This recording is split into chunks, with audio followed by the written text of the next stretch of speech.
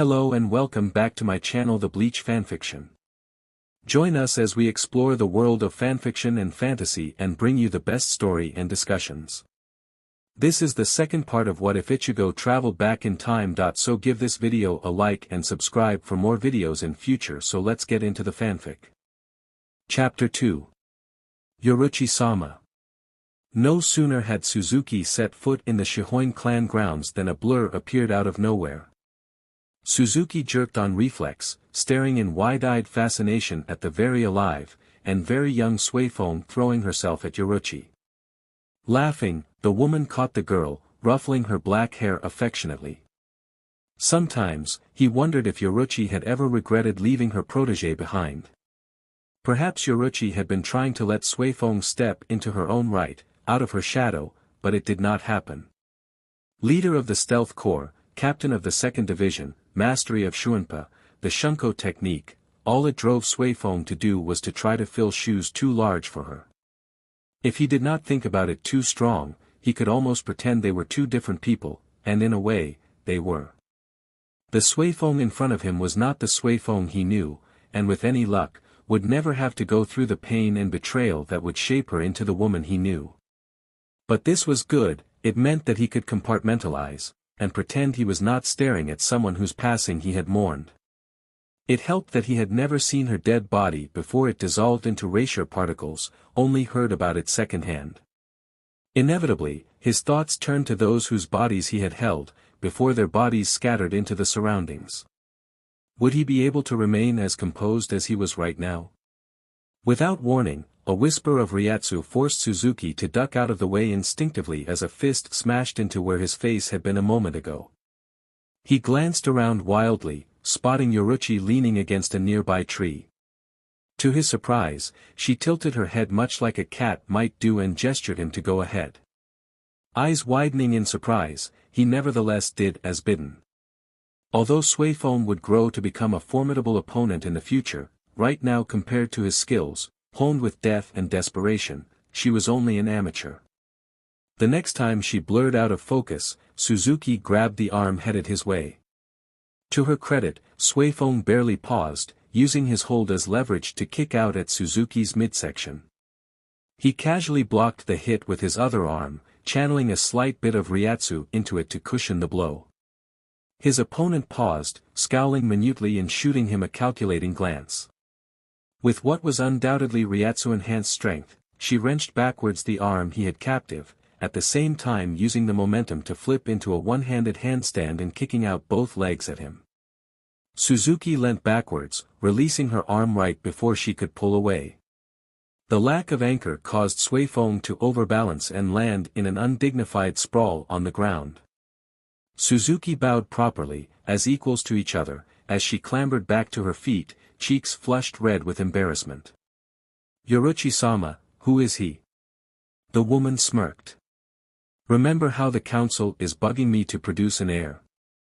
Well, I found one instead. Suifeng spluttered all the way into the main clan house. Okaranasai, Kaka. Suzuki did not miss the narrow-eyed looks he was getting from the various retainers and household staff when they thought he was too busy gawking at the opulent surroundings. Having only been into the Kasumiyaji manor proper, he had no idea what the family manor of one of the great noble clans looked like on the inside. Clearly, the one who had decorated this one had spared no expense.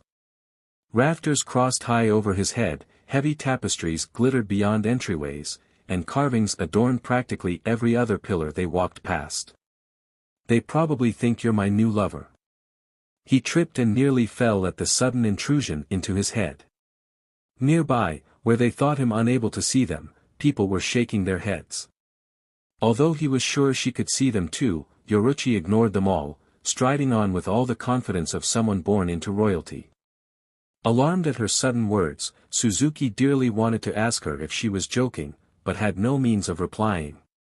He still needed to concentrate very strong to find someone's Ryatsu ribbon, not to mention trying to project a coherent thought down it. There was no way he could do it while walking, like she evidently could. He stared strong at her back, willing her to read his mind. A chuckle was his only response. He scowled. Yoruchi Dano. As they passed through yet another of the seemingly endless gardens scattered throughout the manor, one of the shoji doors slid open to reveal a burly man with the same dark skin and violet hair as Yoruchi. Behind them, Suifeng made a hissing noise, quickly stifled. Suzuki glanced back at her, only to see caution reflected in bright gray eyes. He inclined his head a fraction in acknowledgement and saw her eyes widen in surprise before he turned his attention back to the potential threat. "Well met, cousin Katsuo," greeted Yoruchi placidly. Outwardly, she seemed as unflappable as ever, but Suzuki, who knew her too well, caught the way the trapezius muscles in her back tensed ever so slightly. "Lower your eyes to the ground." More prepared for it this time, Suzuki barely blinked in surprise. While pretending to be obediently focused on the ground, he watched their interactions through lowered lashes, growing more confused by the moment as they exchanged pleasantries so heavily inundated in archaic polite forms of Japanese that he could barely follow the conversation at times. And who may this young man by Yoruchi Dano's side be? A member of one of the Rukongai districts, who had distinguished himself in the higher arts despite the humbleness of his lowly background, and whose fostering had been provided for in the founding charters of our esteemed clan. "Is that so?" Katsuo's voice remained bland, but the lines in Yoruchi's back further drew together. Without warning, the man stepped forwards, away from Yoruchi, until he was facing Suzuki directly. "Then, please permit us to be the first to welcome him to our honorable clan." Suzuki bowed deeply and licked his lips, trying valiantly to recall all the samurai movies that he had watched in middle school to cobble up a halfway decent reply. "This one thanks Shihoin-sama for the patronage," he tried. The man in front of him stiffened in badly schooled surprise. "Where, if we may be so bold as to inquire," he murmured, "did Yoruchi Dano discover such an individual schooled in the verses?" "It appears that the sun has indeed smiled upon our encounter," returned Yoruchi equally mildly, deflecting the question. "For this is but the latest of a truly remarkable list of achievements that our humble selves have been made privy to." Katsuo nodded slowly. "We must alert the council as to this joyous occasion at once." "We will not presume to trouble," began Yoruchi, a crack first appearing in her calm facade, only to be interrupted. "No, no, it will be our utmost pleasure." Without waiting for a response, Katsuo hurried away in yet another direction different from the one Yoruchi had been headed in. Only when his footsteps had faded did Yoruchi turn around, and let loose a few vicious curses. "Yoruchi-sama," gasped Suifeng. "We must hurry," the woman instructed, ignoring her and setting off at a much brisker pace than before. Selecting a room almost at random, Yoruchi flung the door open and ushered the two of them in. The moment the door slid shut again, she began to speak. "That was Shihoin Katsuo, the previous heir of the clan. His name says everything you need to know about him. Has attained Shirkai, but not Bankai. His family is still upset that I took the title of clan head instead of him. By challenging, right?" ventured Suzuki, and was rewarded by a short, sharp nod. He winced. For someone named Victorious Man, it had to have been a harsh blow. "There is no love lost between us, and by extension you as well." Suzuki blinked at that. "It didn't seem like that to me." Yoruchi snorted. "We need to tutor you in formal verses and the art of insults once you become the heir. Anyway," she barreled on upon seeing Suzuki about to open his mouth, "the important thing is that he has gone to alert the council about you." "What makes this bad?" asked Suzuki. "I had hoped to get the papers started and filed before subjecting you to the council. He's ensuring that I have no time to prepare you for their interrogation, no time to get our stories right and to drill some basic etiquette into you. How long do we have? With the amount of clout his family has?" Yoruchi scowled. 3 hours, maximum." Suzuki nodded. "What can I expect? They're likely to start off by asking for a demonstration of your skills to see if you're befitting of the honor of being fostered," mused Yoruchi out loud. "They may also ask you about the basic history of the Shihoin clan, which I haven't had the time to teach you." Do you happen to remember anything I've told you before? The Shihoin is traditionally in charge of the Onmitsukido, which now has been merged with the second division, of which you are the captain. Suzuki hazarded a guess. Yoruchi nodded. The role of the Onmitsukido is to collect information, guard the prison, and perform undercover or stealth-based missions. He vaguely remembered Kisuke once mentioning his role as the third seat, and the rest were guessed from ninja movies he had watched as a child. There's also a subdivision that delivers urgent messages, added Yoruchi, looking pleased. I don't have the time to run through the entire history of the Shihoin clan, so here's a very quick summary. Mentally, she added, school your expression and don't make a sound. The Shihoin clan is the only one of the 5 great noble clans to be founded by a reincarnated instead of a born soul. This man was named Jinmu, who later became the first captain of the second division led by Yamamoto Sotecho. Suzuki was glad that she had warned him, for he would probably have spluttered out loud suspiciously had she not done so. As it were, his expression of shock went unseen by Sui Feng, who was behind him. Jinmu? As in, Jinmu Tenno, the legendary first emperor of Japan. He mentally calculated the rumored dates of his reign, and corroborated that with what he knew of Seoul society. The Gotei 13 was established about 2,000 years ago, right? He was not sure whether to be stunned or awed that the dates matched up. Due to his actions in life, upon his death the Seoul king had chosen to bestow upon him the Hogu and the Byugu, the sacred tools of treasure and war. One of these is the Tenchi Haizo, widely considered the most powerful spiritual tool in Seriidii. In each generation, the head of the Shihoin is tasked to be the Tenchi Haizaban, the guardian of this powerful artifact and the defender of the realm. She took a moment to let him digest the information. I am the 22nd head of the Shihoin clan, the current Tenchi Haizaban, the head of the second division and the Onmitsukido. I have many titles, for instance, Sui Feng liked to call me Gundancho Kaka. Yoruchi pulled a face at that. The girl squeaked at being mentioned. So your rank in the Gotei 13 is called captain, your rank in the Onmitsukido is called corps commander, and your rank in the nobility is called your excellency, summarized Suzuki. He nodded slowly. I think I can remember that. Your excellency, though. Did that mean Yoruchi was the advisor to a king? The only king he could think of was the Seoul king. Resolving to ask her about that later, Suzuki refocused on the history crash course he was receiving. Amongst the elders, the one you most have to watch out for is Katsuo's father, Seishin. He was the head of the clan before me, and has never quite forgiven me for taking the position from his son. Just be patient and polite, he can't actually do anything with me right there. If they ask you for your life story, improvise and I'll back you up. Okay, Suzuki answered out loud, contemplative as he tried to cram everything he had just learnt into his head.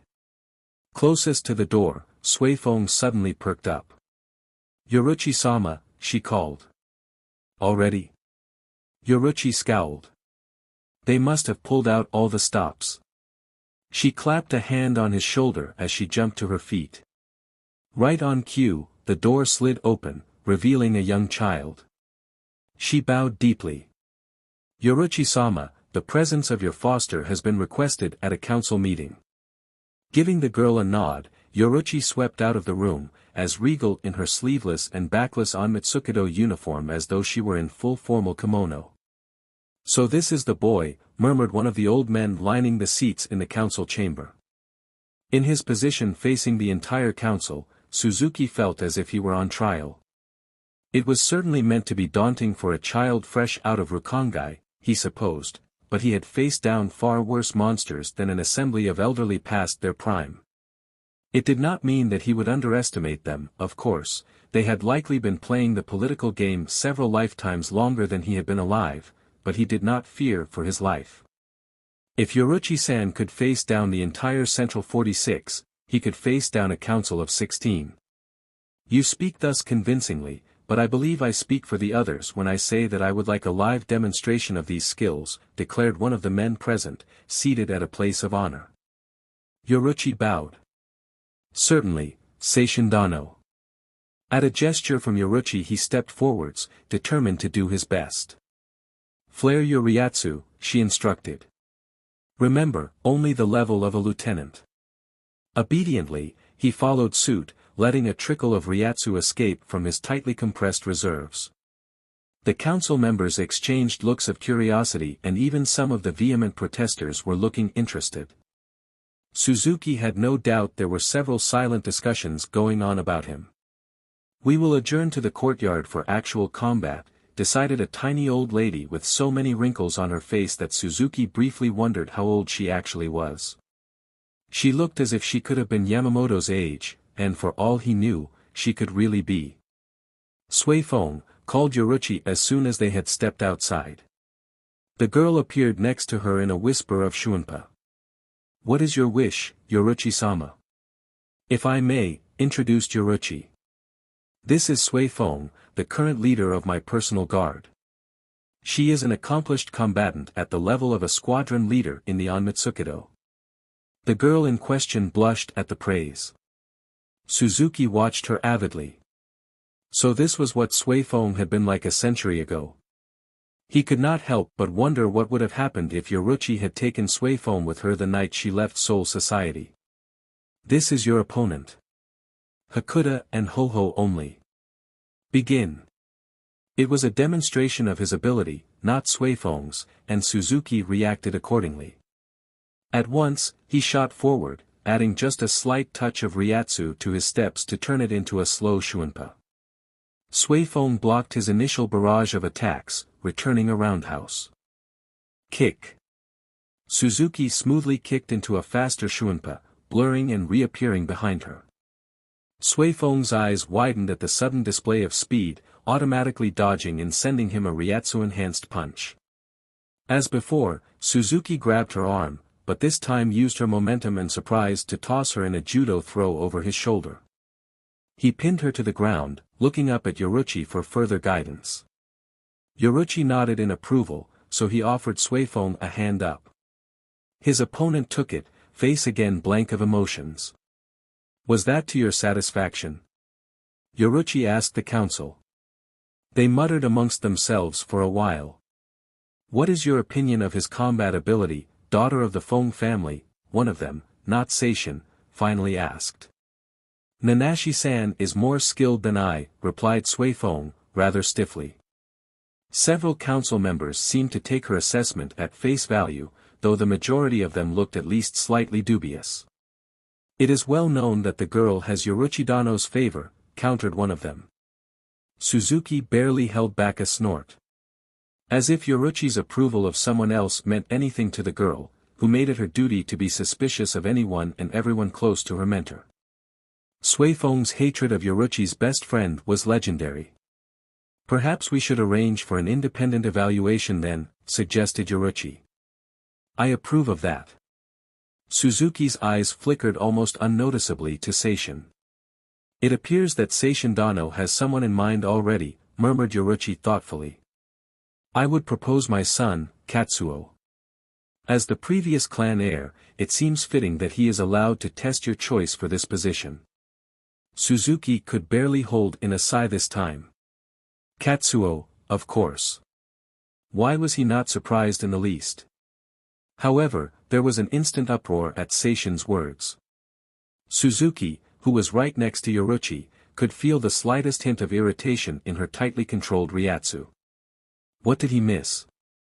I have only stated my intention to induct him as a foster of the Shihoin clan. There was nothing mentioned about heirship. Seishin steepled his fingers. And yet, this is the first time you have brought such an individual home in 3 centuries, shortly after we the council have begun asking when you will beget an heir. A Nanasher as the heir to our honorable clan, barked another council member. Incredulous murmurs spread as the idea was discussed.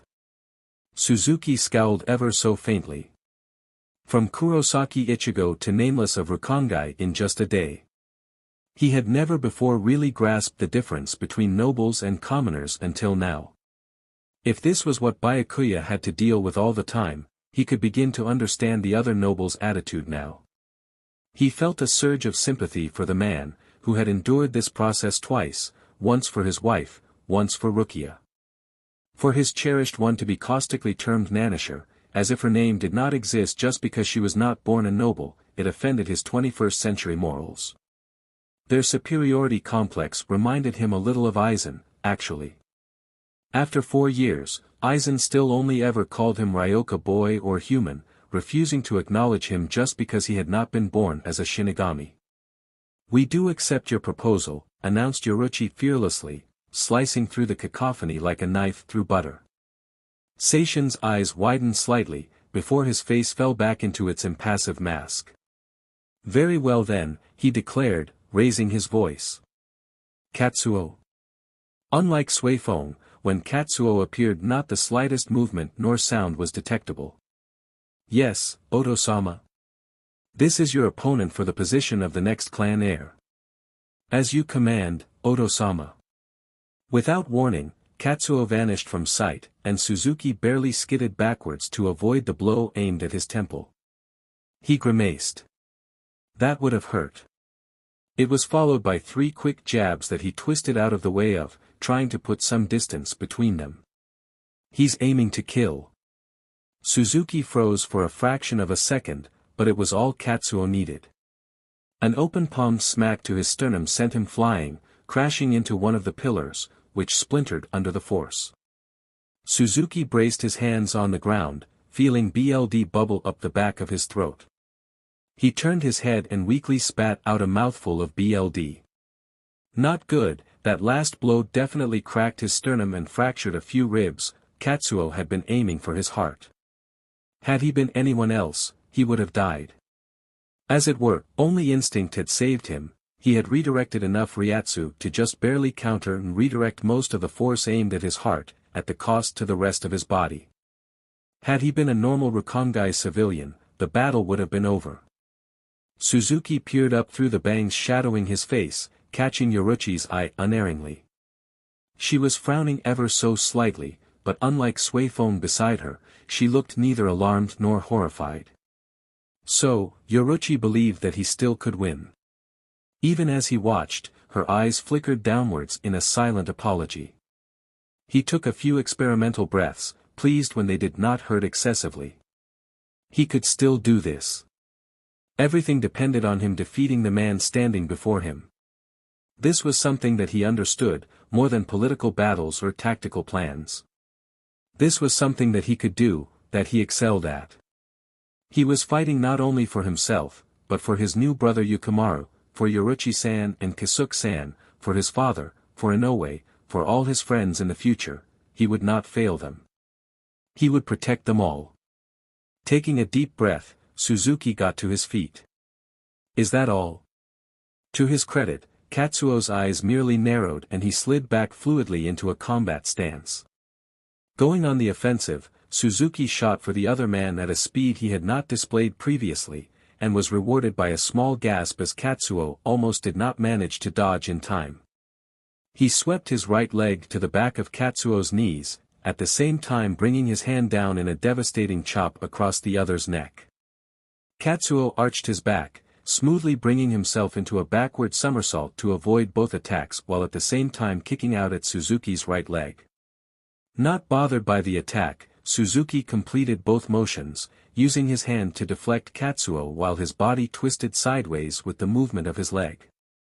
Testing stage over, they sized each other up, before breaking into a flurry of blows. Remembering Yoruchi's warning earlier, Suzuki deflected or dodged each attack, not letting Katsuo land any hits on his original targets.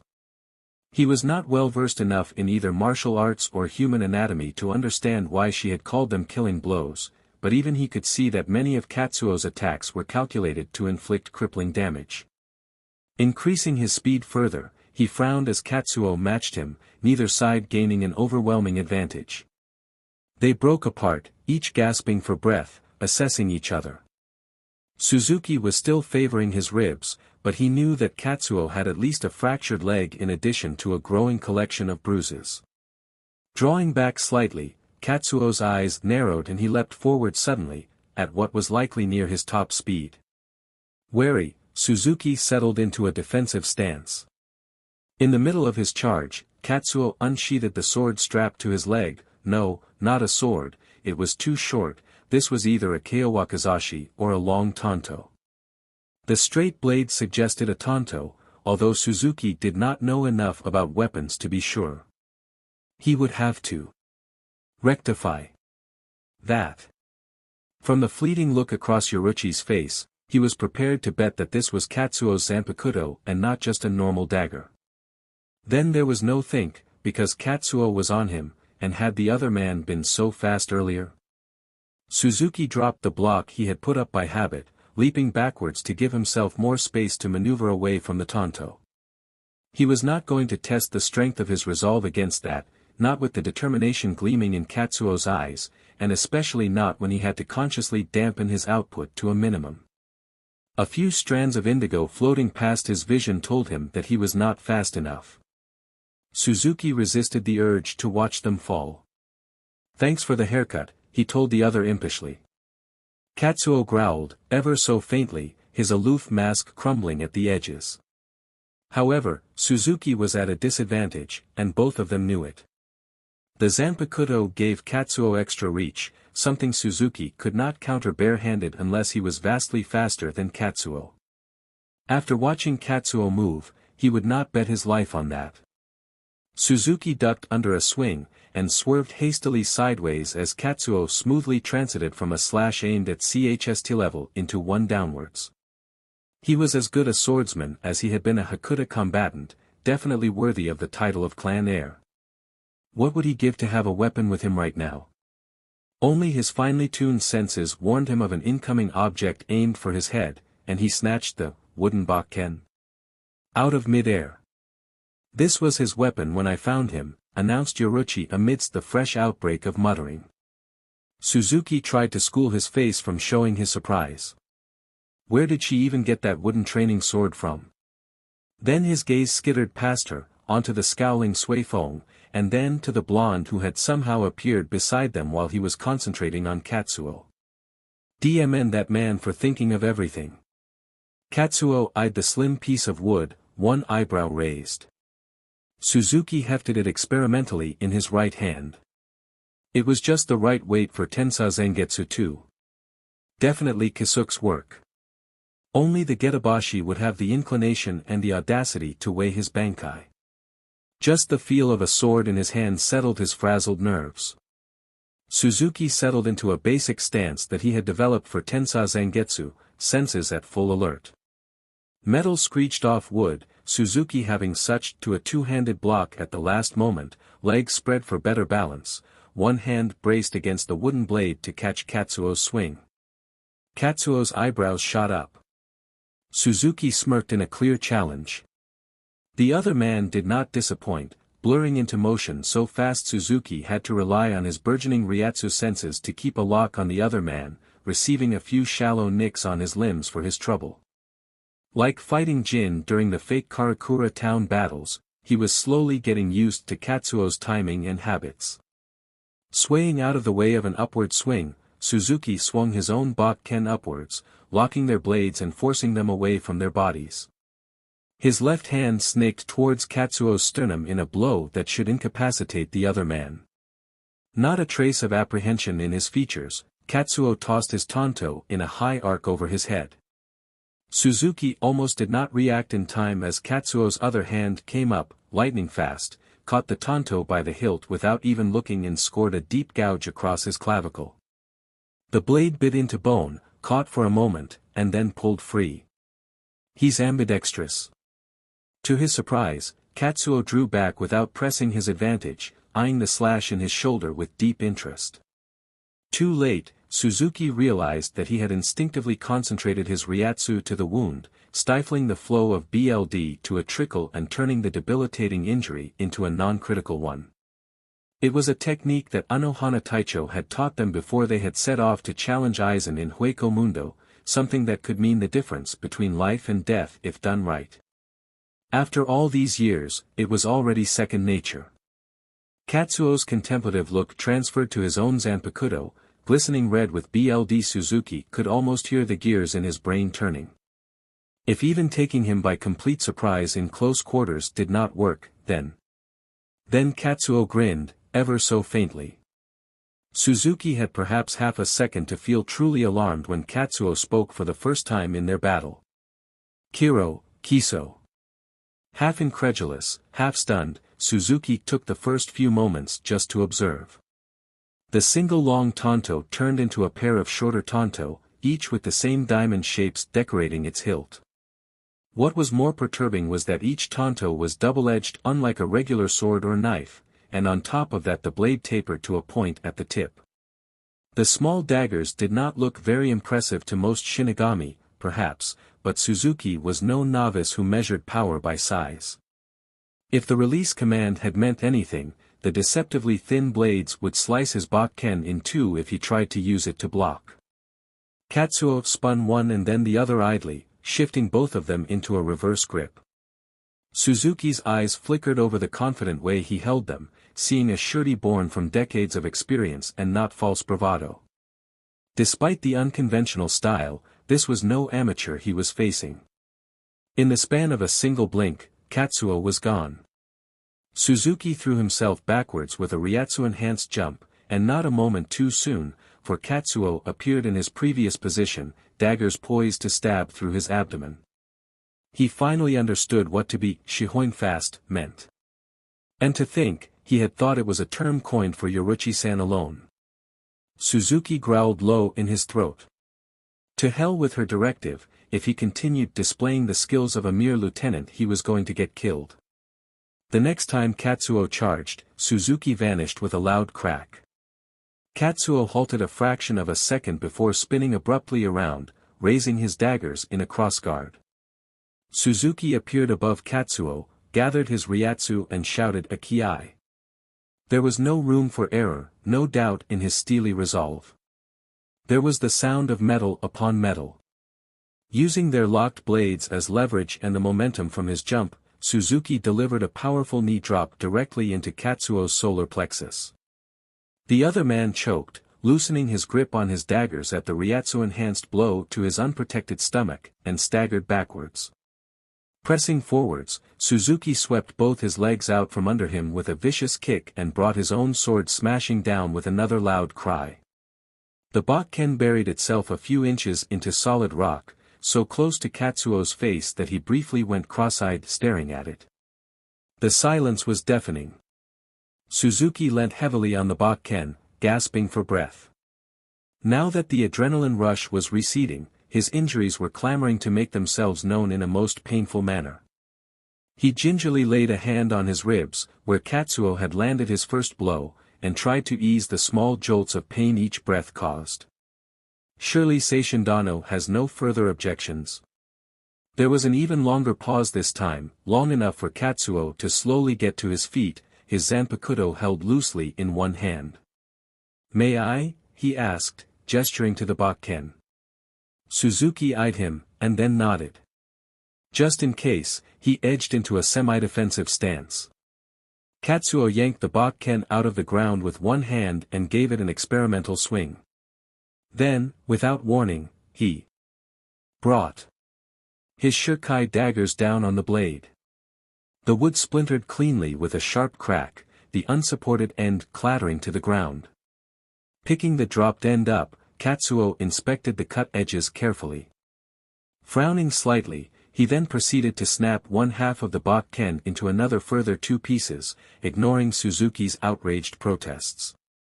Then Katsuo looked up and met Suzuki's eyes for the first time outside their battle. The former clan heir shrugged almost ruefully, flipped one of his daggers into the air and caught it with the other, letting them melt back into their sealed form and sheathing it back in his thigh holster with a practiced motion. "I concede," he told the council clearly. No one seemed to know how quite to respond to this declaration, least of all Seishin. Finally, an elder woman spoke up. "What about his skills at Kido?" Suzuki frowned.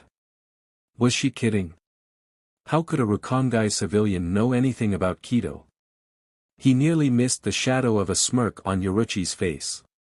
Imitate this, Yoruchi informed him, and Suzuki could not help but stare. She could not really be testing his Kido skills, could she? "Gather Ryatsu into your hand," and repeat after me. Apparently, she could. Kunrinsha yo. Chiniku no kamen, bansho, habataki, hito no na o kensu mano yo. Shinetsu to soren, yumahidate sakamaki minami e to ho o susumyo. Hado no sunjuichi, shikaho, he cried, doing his best to limit the level of ryatsu gathered in his palm and to keep it from fluctuating. He was so close, he had no idea what Yoruchi was thinking, but if she wanted him to demonstrate Kido there was obviously a very good reason for it, and he was going to do his best not to fail her. Yoruchi's orb of crimson energy punched a perfectly round hole in the far wall, whereas his blasted off a jagged chunk of wood. Suzuki winced. At least it was in the direction he aimed in and the damage was mostly contained. You say he is uninstructed in the ways of the Shinigami, clarified another council member, leaning forward to scrutinize him. Yes. He is simply a very fast learner and able to adapt quickly, she explained. Suzuki gaped, barely remembering to ensure his mouth did not drop open in shock. The conniving cat. Instead of declaring that he knew nothing of Kido, which everyone present was obviously already aware of, she turned it to his advantage by allowing them to witness what was, to their knowledge, his first attempt at Aikido and to see firsthand his ability to pick up new things. The council muttered amongst themselves for a while, but it was clear that there was nothing that could be criticized about his combat abilities. Who taught you how to fight? A child of the 21st century, he knew the trick to surviving an interrogation with those who made it their jobs to detect falsehoods. Speak only the truth, but not the full truth. Suzuki grinned, and replied honestly, a candy store owner. Yoruchi choked. Undeterred, Seishin merely narrowed his eyes and continued the inquisition. What was this individual's name? He called himself a humble shopkeeper, deflected Suzuki. He fancied he could hear Kisuke's echoing peals of laughter, despite the fact that the blonde outwardly had maintained an impressive poker face. Earlier that day. Yoruchi-sama. Yoruchi grinned as she ruffled her little bee's hair. Suifeng pouted a little, but they both knew it was a token protest. The girl smiled up at her mentor, sending little jolts of pain through Yoruchi's heart as her image overlapped with that of her older self, no less eager to please. And then, inevitably, those eyes caught sight of Suzuki. Yoruchi heaved a small sigh as Suifeng's eyes narrowed, letting go of her. Who are you? She demanded, scowling. Without waiting for an answer, she turned to Yoruchi. What is he doing here? Suzuki did not respond for a moment, gaze turned inwards. Yoruchi barely resisted the urge to whack him upside the head. The youth really needed to learn to stop with the introspection in public, it could get him attacked someday, like now. Without warning, Suifeng, who had been glaring at him for daring to ignore her question, vanished with a whisper of Ryatsu. Leaning against a tree, Yoruchi only smiled and tilted her head in tacit permission when Suzuki looked towards her as skidded backwards to avoid another punch. Best to get him on Suifeng's good side as soon as possible, she had a feeling that he would need it soon. Especially if. Her gaze darkened as she spotted several telltale shadows abruptly wink out of existence in her peripheral vision. Seishin should really train them properly. Did they not know that peripheral vision was best for detecting movement? She conveniently ignored the little voice at the back of her head that sounded far too much like Kisuke telling her that a cat's peripheral field of vision was larger than a human's, so it probably was not their fault per se. Yoruchi-sama, who is he? Yoruchi smirked. Remember how the council is bugging me to produce an heir? Well, I found one instead. Striding into the Shihoin manor, Yoruchi ignored with practice the whispers that Suzuki drew from behind their backs.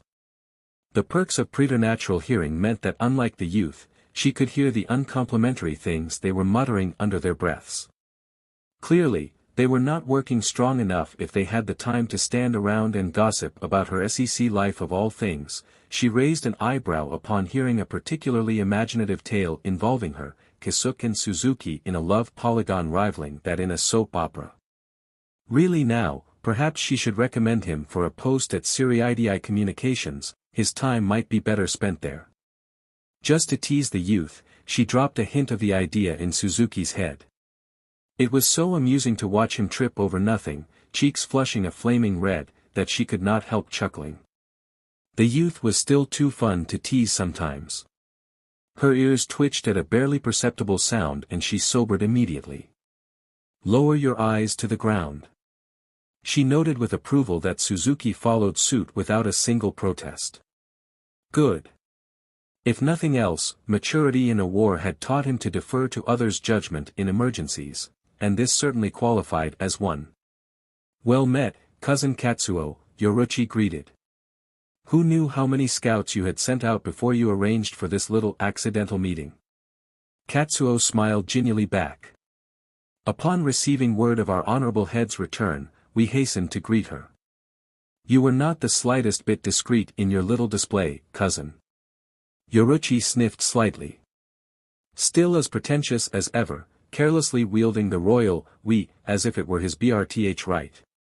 They fenced a little while more with pleasantries veiled in insults, before Katsuo broached the reason for his approach. "And who may this young man by Yoruchi-dano's side be?" His tone contained the barest hint of derision. No doubt he too had heard the same rumors as she had on his way over. A member of one of the Rukongai districts, who had distinguished himself in the higher arts despite the humbleness of his lowly background, and whose fostering had been provided for in the founding charters of our esteemed clan, returned Yoruchi in a saccharine tone, subtly reminding Katsuo of the Shihoin tradition to foster talented Rukongai civilians, a tradition that she was well within her right as clan head to follow. "Is that so?" Katsuo's tone turned haughty for the briefest moment. And he spoke directly to Suzuki before she could formulate a reply. "This one thanks Shihoin-sama for the patronage." Yoruchi's eyebrows shot up, and Katsuo stiffened in surprise so obvious that even Suzuki should be able to pick up on it. So, clearly Suzuki had been taught the formal verses somewhere, though she could not figure out where in modern Japan he could have learnt such a thing. It was a pleasant surprise, she had been half expecting to have to teach him from scratch. Although he was a little off, this one was not a term she would have chosen personally had she been in his shoes. For a supposedly uneducated Rukongai civilian, Suzuki was showing remarkable amounts of depth. "It appears that the sun has indeed smiled upon our encounter," she could not help but needle Katsuo again. And then Katsuo agreed with her. Yoruchi only had a moment to panic before he launched his own attack, evidently having gathered his wits about him. On some level, she was so very proud that Suzuki could evoke such a reaction in him. Katsuo was clearly troubled by this, Rukongai civilian, enough to activate his trump card. She watched his swiftly retreating back, her face frozen in its practiced mask of geniality. Either he had put too much stock in those rumors, or, far more likely, in his haste Katsuo forgot that she had a trump card left. "Kisuk. I think I have a little problem." She revised her opinion of the youth. Just enough to follow the literal meaning of their conversation, but completely missing the subtext, carried in the subtle inflections of tone and barest flickers in choice vocabulary. Never mind, he could learn. If he was given the time to learn. Yoruchi glanced at the silent Suifeng in the corner nearest the door and launched into an abbreviated history lesson, keeping her references vague.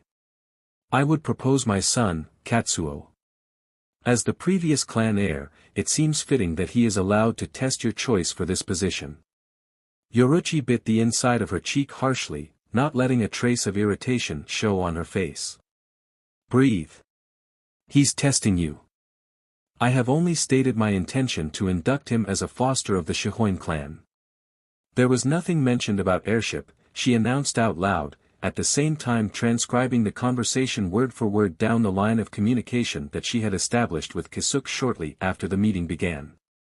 "And yet, this is the first time you have brought such an individual home in 3 centuries, shortly after we the council have begun asking when you will beget an heir." Her Ryatsu twitched ever so slightly at the jab at Kisuk and Tessai, and again when they started discussing Suzuki loudly as if he were not in front of them. She could only hope the youth could hold his notorious temper for a while longer. Ripping into the sanctimonious ignoramuses, as much as she would have enjoyed seeing it, needed to wait after he was formally recognized as the clan heir. "We do accept your proposal." Sensing that he was on the brink, Yoruchi hastily silenced the council with the only words that she knew would. Seishin's eyes narrowed and she knew what he was thinking.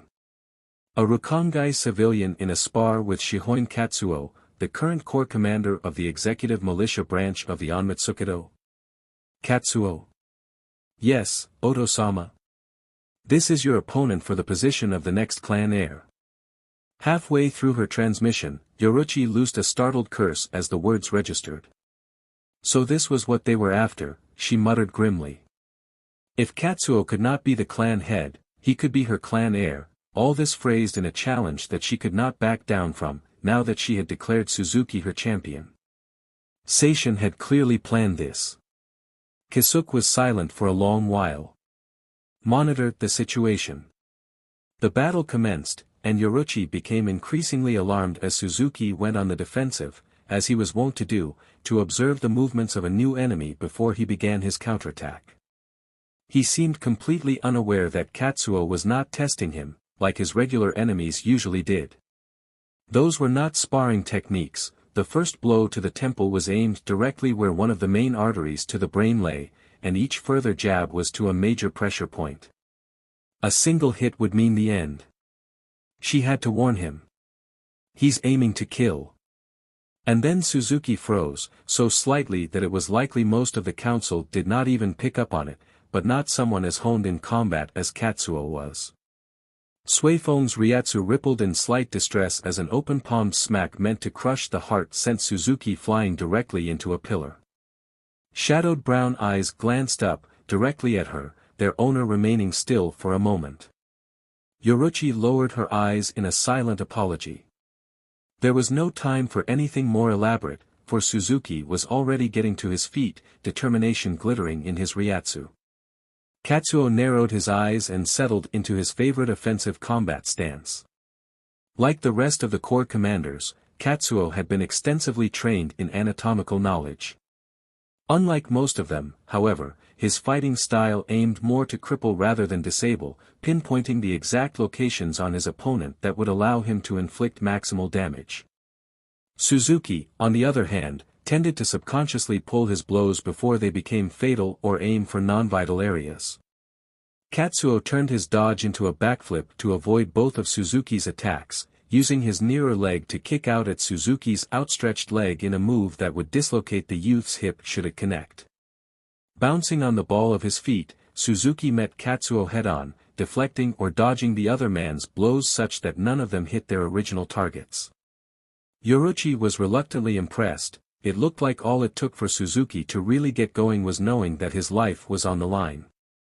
Perhaps the youth himself was too inexperienced to see it, but Yoruchi noted that Suzuki's eclectic Hakuta style, which refined street brawl with dojo-learned karate, threw the formally trained Katsuo for a loop. There was no learned counter to a style that departed so far from the common schools of martial arts, only instinct.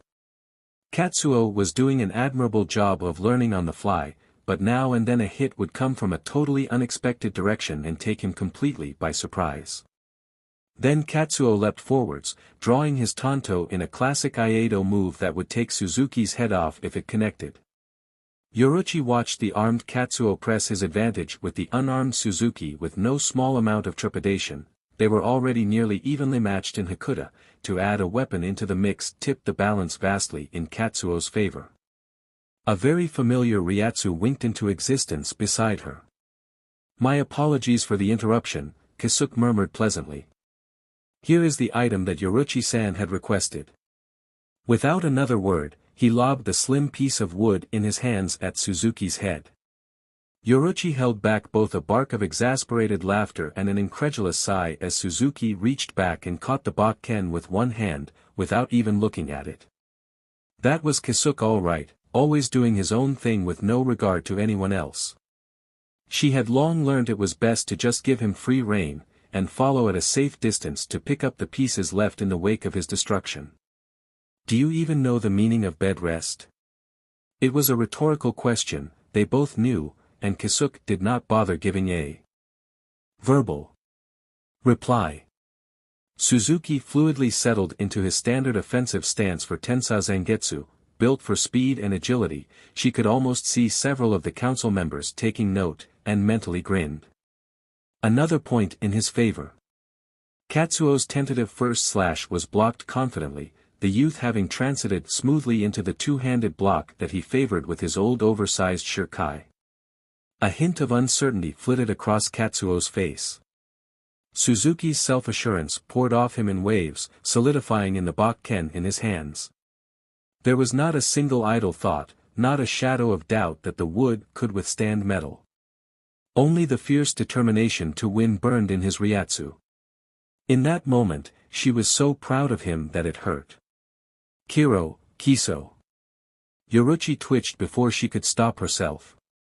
Suzuki had really rattled Katsuo. She had known Katsuo was ambidextrous, but as any good Shinigami did he prefer to conceal the majority of his abilities. For him to actually bust out all his trumps in what was meant to be a mere spar, she wondered what Seishin had threatened him with should he actually lose. The tanto, originally the length of a Kyowakizashi, melted seamlessly into its shuriken form, a pair of moroha. A very rare type of double-edged dagger with the tip tapering to a point, it could be used to slash in either direction or stab. The additional shinogi in the middle, running to the point offered the blades extra strength, allowing him to block with them if necessary. And with Katsuo's preferred style, yes, he was transferring them both to a reverse grip now. He really was serious, these were deadly weapons. Katsuo leapt forwards with blinding speed, moroha poised to stab through Suzuki's abdomen in a standard assassination technique. Only amateurs aimed for the CHST, the ribcage protected the internal organs effectively against blades, and was vulnerable only to blunt trauma. No, to kill someone with a sharp object, a professional knew to aim for the stomach and twist the dagger up, letting the blade rip through the paper-thin diaphragm and directly into the heart from below. Suzuki hesitated, as though contemplating a course of action. She could almost see the moment he decided to throw all caution to the wind. The next time Katsuo charged forwards, Suzuki responded with a shunpa so fast that at close range he must have seemed to have disappeared. Only her eyes, long used to tracking motion at the kind of speed that he was displaying, caught his movements as his momentum carried him behind Katsuo to evade the other's field of vision. At least someone knew to stay out of peripheral vision, performed a sidestep to twist his body back around, and leapt. To his credit, Katsuo actually reacted in time. A few spars with her, who was even faster, could do that to a person's reflexes, she supposed. Suzuki's Ryatsu glinted as he loosed a kiai, shattering the silence, and brought his Bakken down without a shred of hesitation upon Katsuo's crossed daggers. Metal clashed against metal. Katsuo's Ryatsu flared in utter shock for a fraction of a second, but it was enough. In a complete role reversal from before, Suzuki slammed his knee directly into Katsuo's celiac plexus. The involuntary reaction Katsuo's stomach gave and the pain radiating across all the nerves caused his grip to loosen, just a little, and sent him off balance. It was over. Not an amateur himself, Suzuki wasted no time in capitalizing on the moment of weakness, kicking both of Katsuo's legs out from under him and with another war cry brought his Bakken down into the solid rock beneath them. It sank through like a diamond through glass, quivering in front of Katsuo's wide eyes. That last blow would have killed Katsuo, and everyone present knew that. The fight draining out of him, Suzuki kept one hand resting heavily on the Bakken buried into the ground, his other hand coming to ghost over his ribs. Slowly, he straightened as his Ryatsu resettled itself around him. Surely Seishin Dano has no further objections? Yoruchi had to ask. Both Suzuki and Katsuo would require medical attention fairly soon, now that adrenaline was no longer holding either of them together. The sooner they could end this council meeting, the better. The lack of response made her despair, just a little. To her surprise, Katsuo actually asked, and then waited for permission to be granted before reaching for Suzuki's Bakken. His Ryatsu flickered very slightly when Suzuki slid back into a defensive stance the moment he got up. It was too brief for her to pick up on a definite emotion, but there was no aggression in it. To be on the safe side, she shifted her weight subtly onto her DM leg, measuring the distance between her and Suzuki with a practiced eye.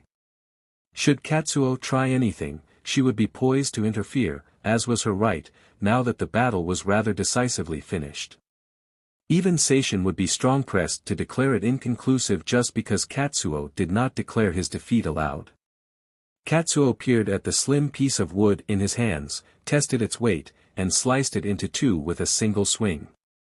He squinted at the cut edges, and then broke one of the pieces into two using his bare hands alone. Unseen, Yoruchi smirked inwardly. Let him examine it to his satisfaction. He would find no trick nor treachery, for it really was just a piece of wood, carved and polished until it was the exact replica of Tensa Zangetsu. Everything else, the shocking durability, the strength, even the sound of metal, that was the result of Suzuki's resolve pulsing through this semblance of his trusted partner, conferring upon it the properties of an actual sword. I concede. Seishin's face spasmed as though he had eaten a particularly sour lemon. Who taught you to fight? Suzuki's gaze did not waver, but there was the hint of a sparkle in his ryatsu as he answered guilelessly, a candy store owner. Yoruchi choked, the rest of her response hastily channeled inwards through Kisuke's ryatsu ribbon before any of it showed in her demeanor. Remarkable, sighed Kisuke in breathless appreciation. What was this individual's name? He called himself a humble shopkeeper. Kisuke's ryatsu fluttered as he barely got his laughter under control. I'm flattered that he remembered. I almost pity Seishin, commented Yoruchi as they watched Suzuki flow around their questions with half-truths coated in a deceptive mildness. If only the 15-year-old teenager could see himself now, all wide-eyed and practically oozing innocence, the complete opposite of the cool image that he had tried so strong to portray. Suzuki had really grown up. When did you first meet Yoruchi Dano? She came across me training one day not long ago. Time was relative, of course, and 4 years was but the blink of an eye to a Shinigami. Where did this occur? It was somewhere filled with a lot of barren rock, mostly cliffs. She could see most of the council members mentally going over their maps of Rukongai, eventually settling on one of the remote mountainous districts. Last question, decided one of the council members.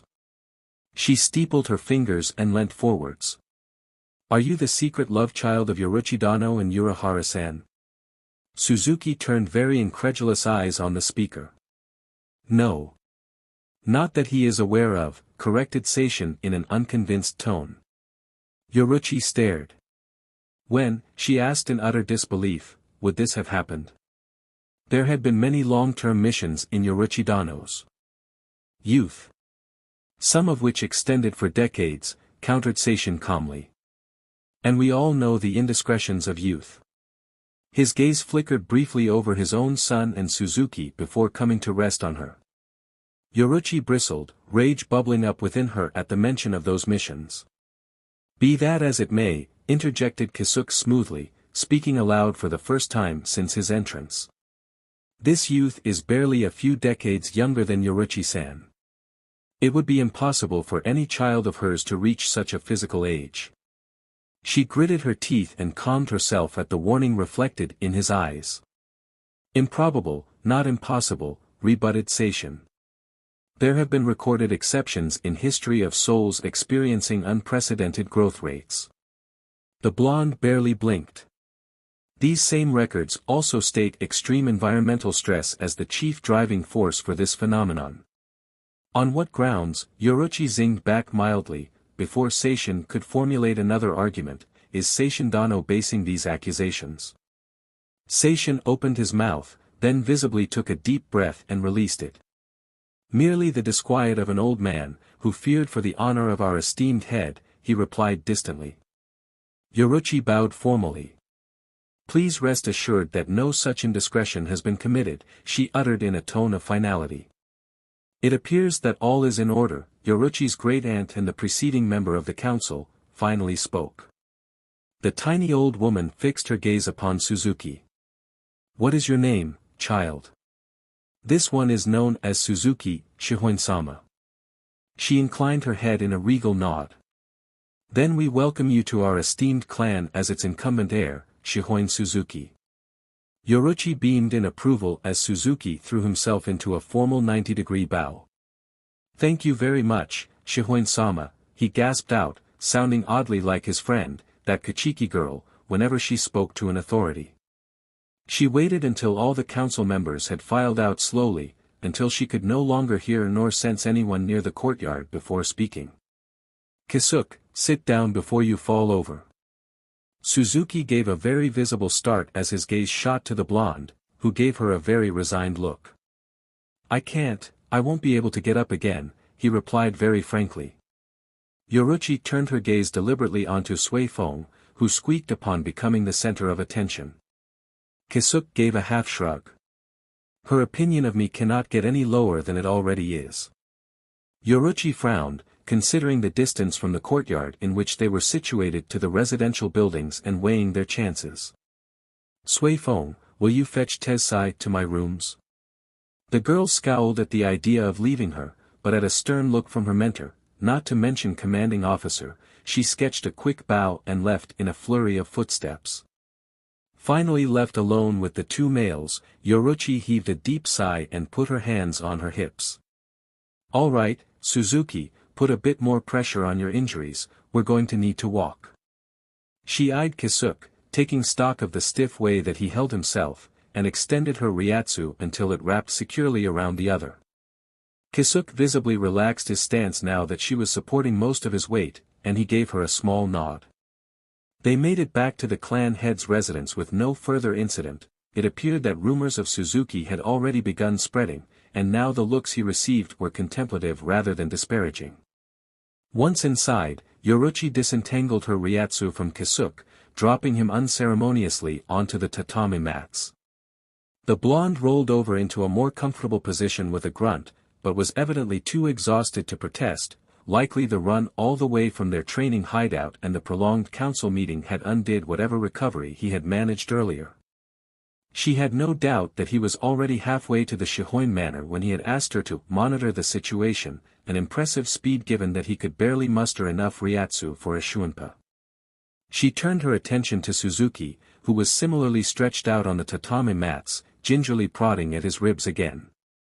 How is Kisuke-san? He asked upon noticing her eyes on him. Yoruchi sighed. Exhausted whatever ryatsu he had managed to build up earlier again, I suspect. Oh. Suzuki's voice was small and quiet, and guilt reflected in the gaze that he turned on the blonde. Before Yoruchi could say anything else, there was a polite knock on the door frame and the shoji slid open to reveal Tessai and Sui Feng. You asked for me, Yoruchi-dano? Tessai asked, eyes sweeping over the two men laid out on her floor. His eyebrows furrowed together slightly at the sight of Kisuke. Suzuki, this is my childhood friend, Tsukabashi Tessai, she introduced.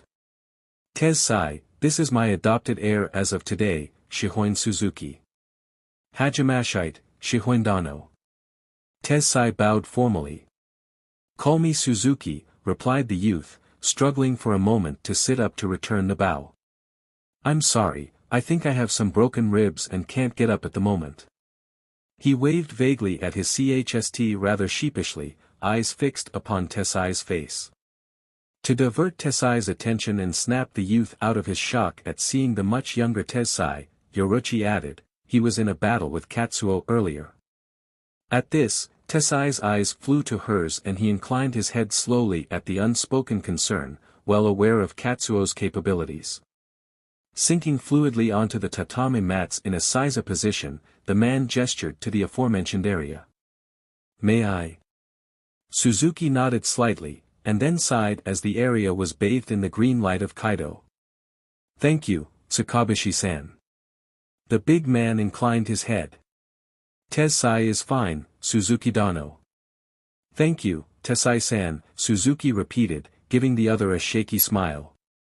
He heaved himself upright experimentally, and his smile became more genuinely pleased at the lack of pain, while Tessai moved to Kisuke's side. What happened? He asked in a quiet aside, well aware of Sui Feng by the door. Ryatsu exhaustion, she murmured back in an equally hushed tone. His brows drew together as he began the diagnostic kaido. After a moment, the green light disappeared. "There's nothing physically wrong save for a few bruises," he reported. "Ryatsu-wise, I would recommend he take at least a few days off to fully regain his strength, a week if possible." The glasses glinted in the low light, the unspoken query clear in them.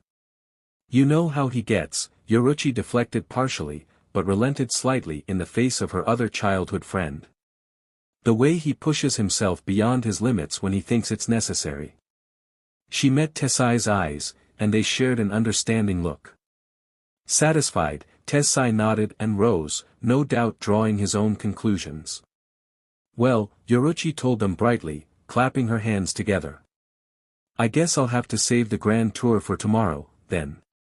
Her smile turned just this hint of evil as she added, "including all these lovely training grounds that we would have so much fun exploring in great detail." Hearing the implication in her words, Suzuki gave a heartfelt groan and flopped back down.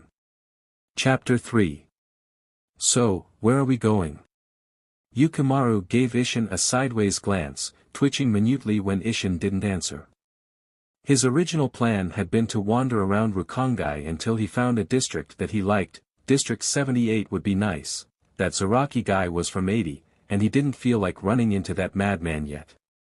At least, not when he didn't even have a Zanpakuto. He loved a good fight as much as the next Arrancar, but he wasn't suicidal. However, Isshin seemed to already have a destination in mind. Goatface never failed to be annoying even when he wasn't trying, he lamented in his mind. "You'll see," Isshin replied cryptically. He wasn't going to call the man Oto-chan no matter how much he whined about them being one big happy family now, and Ichigo, no, wait, it was Suzuki now, wasn't it, had always backed him up wholeheartedly on this, usually with a well-aimed kick to the face. Yukimaru closed his eyes briefly, reining in the urge to just take off on his own. Goatface was probably waiting for him to do precisely that, so that he could be hauled back like some disobedient child.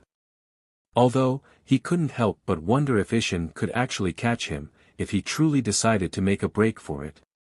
He was, after all, a student of the goddess of Flash herself. It would probably take Suifeng at least to have a chance. Isshin raised a sardonic eyebrow, as if guessing his intentions. Yukimaru scowled. They had been traveling for a while now, flitting across the rooftops at a speed too high for any non-seated Shinigami to detect, to say nothing of ordinary civilians.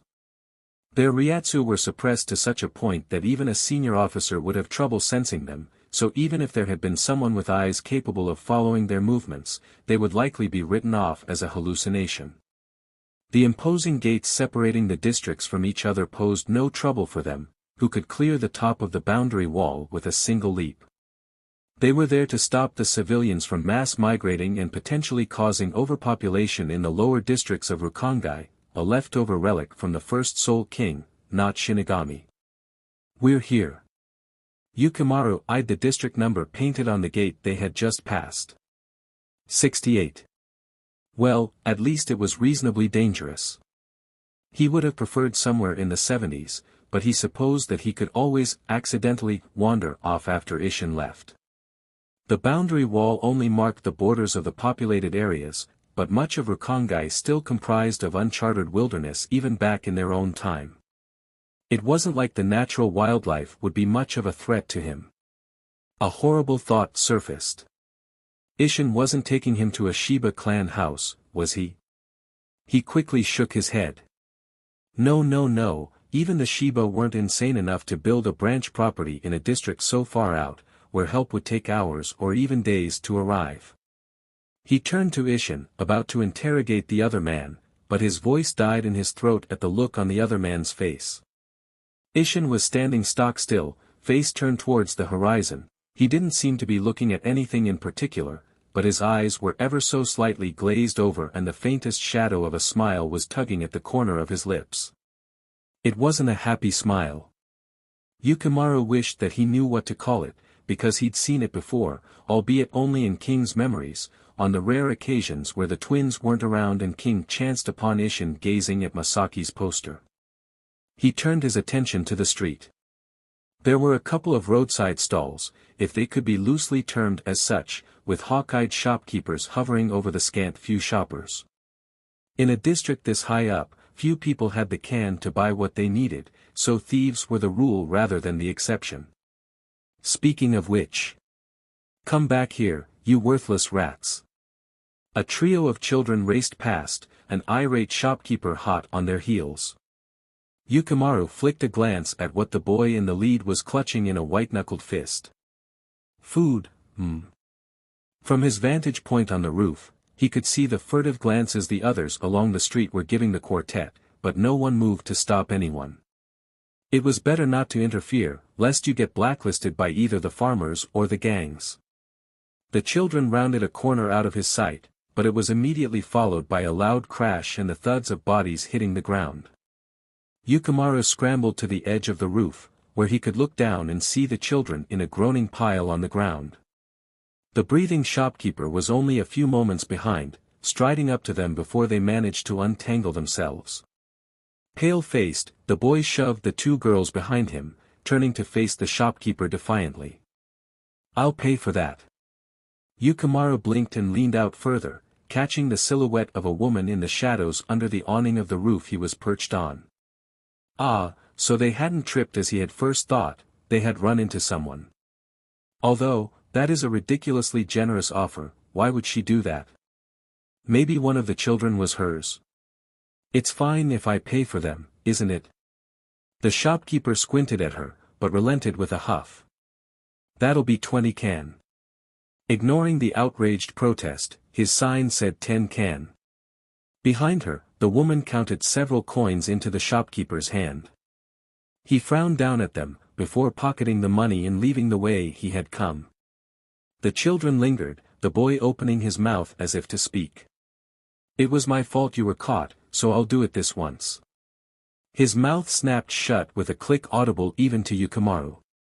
After a moment, he bowed respectfully at a 90-degree angle, pushing the younger girl's head down until she bowed too, while the other girl followed his lead. Then they turned, and took off at a run.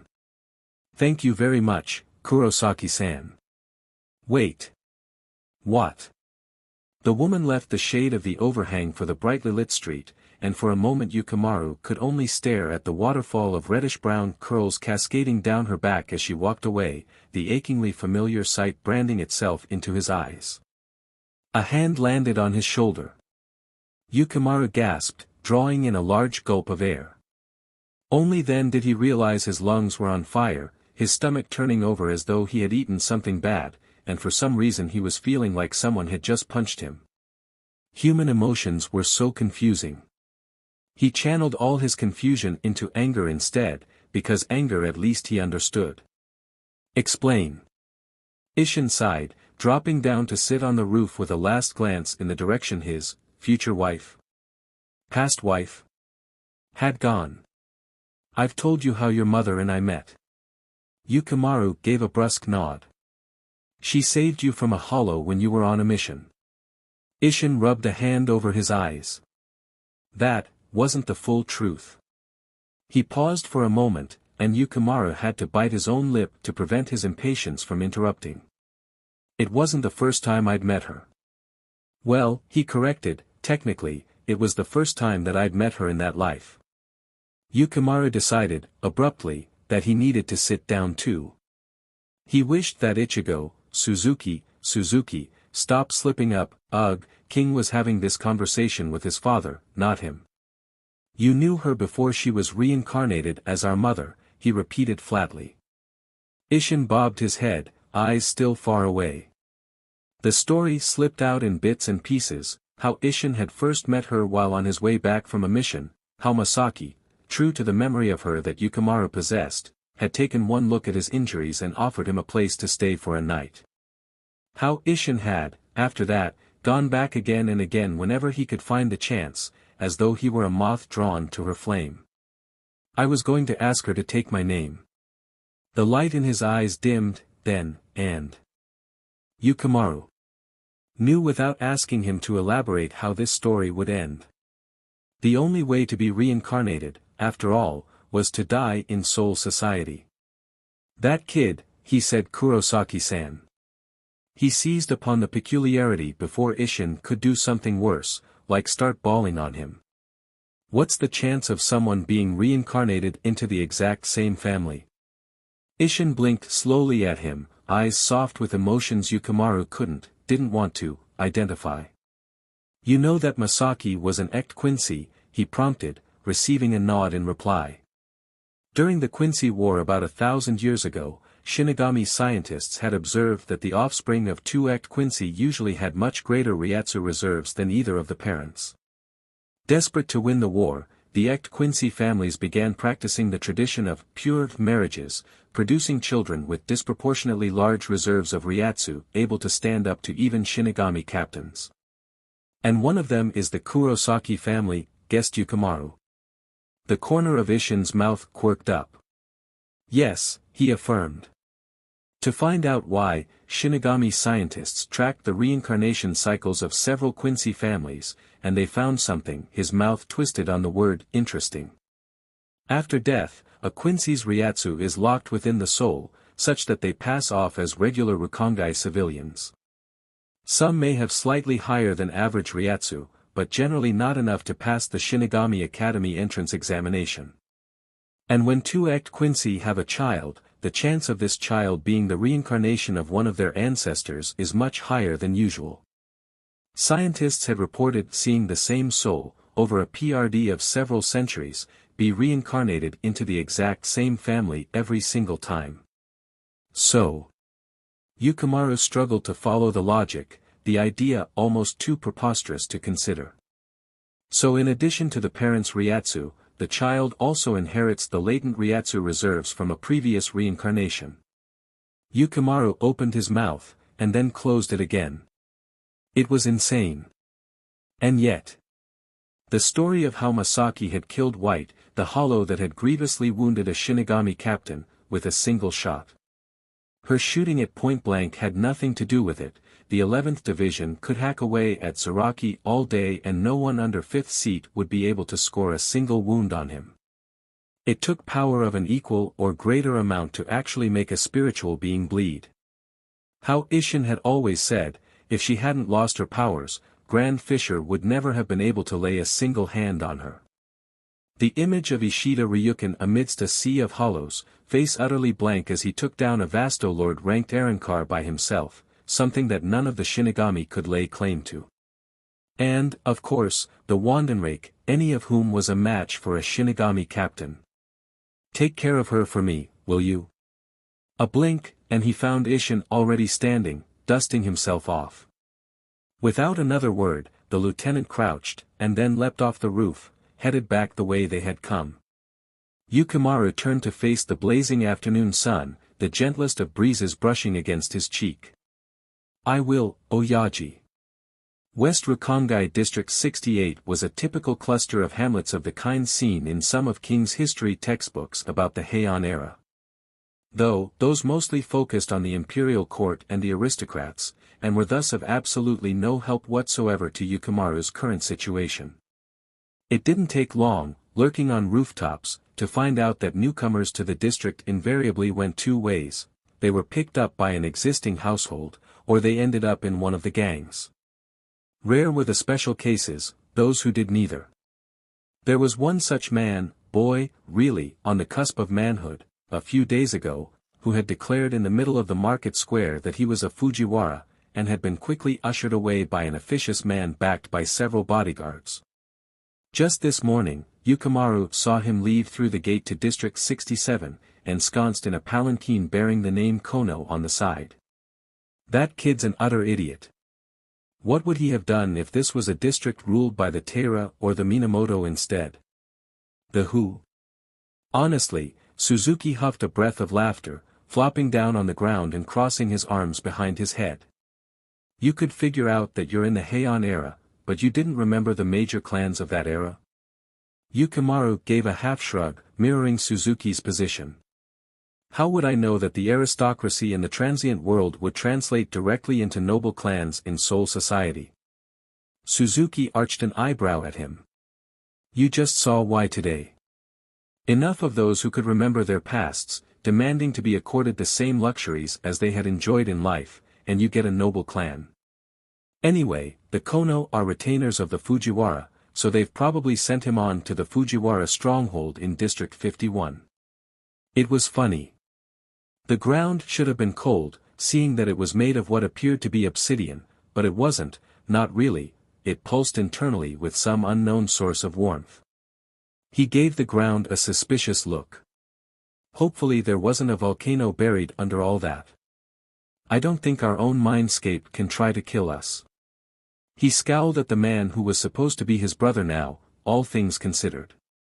One day, these words will come back and bite you on the butt. King had, after all, nearly drowned in his own mindscape that one memorable time. Suzuki flapped a hand at him. Suit yourself. I'd be more worried about out there rather than in here. Not like anyone can find me, Yukimaru replied absently, propping himself up on one elbow so that he could tap the ground. There was a PRGN pause at that. Suzuki turned his head slowly to face him. Yuki, where exactly are you right now? Ano, Yukimaru scratched his head. There's a forest on the outskirts of the populated areas, and if you go in deep enough the trees are pretty big and comfortable. He trailed off at the look on Suzuki's face, at the emotions pulsing bright and clear next to him, exasperation and amusement and resignation all at once. So basically, Suzuki summarized drily, you were so antisocial that you decided to make like Tarzan. He protested, the litany automatically falling from his lips, even as he considered the term. No, he didn't think antisocial applied. It's more of, I don't know, he scrubbed a hand through his hair in frustration.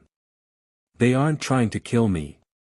The amusement beside him bled away slowly. They aren't trying to kill you, but neither are they people who had fought with you, bled with you, taken a sword through the chst for you. Their eyes met and held for a long moment, and then Suzuki blew out a long breath. Yeah, I get what you mean. Yukimaru sat up. How do you cope? He demanded.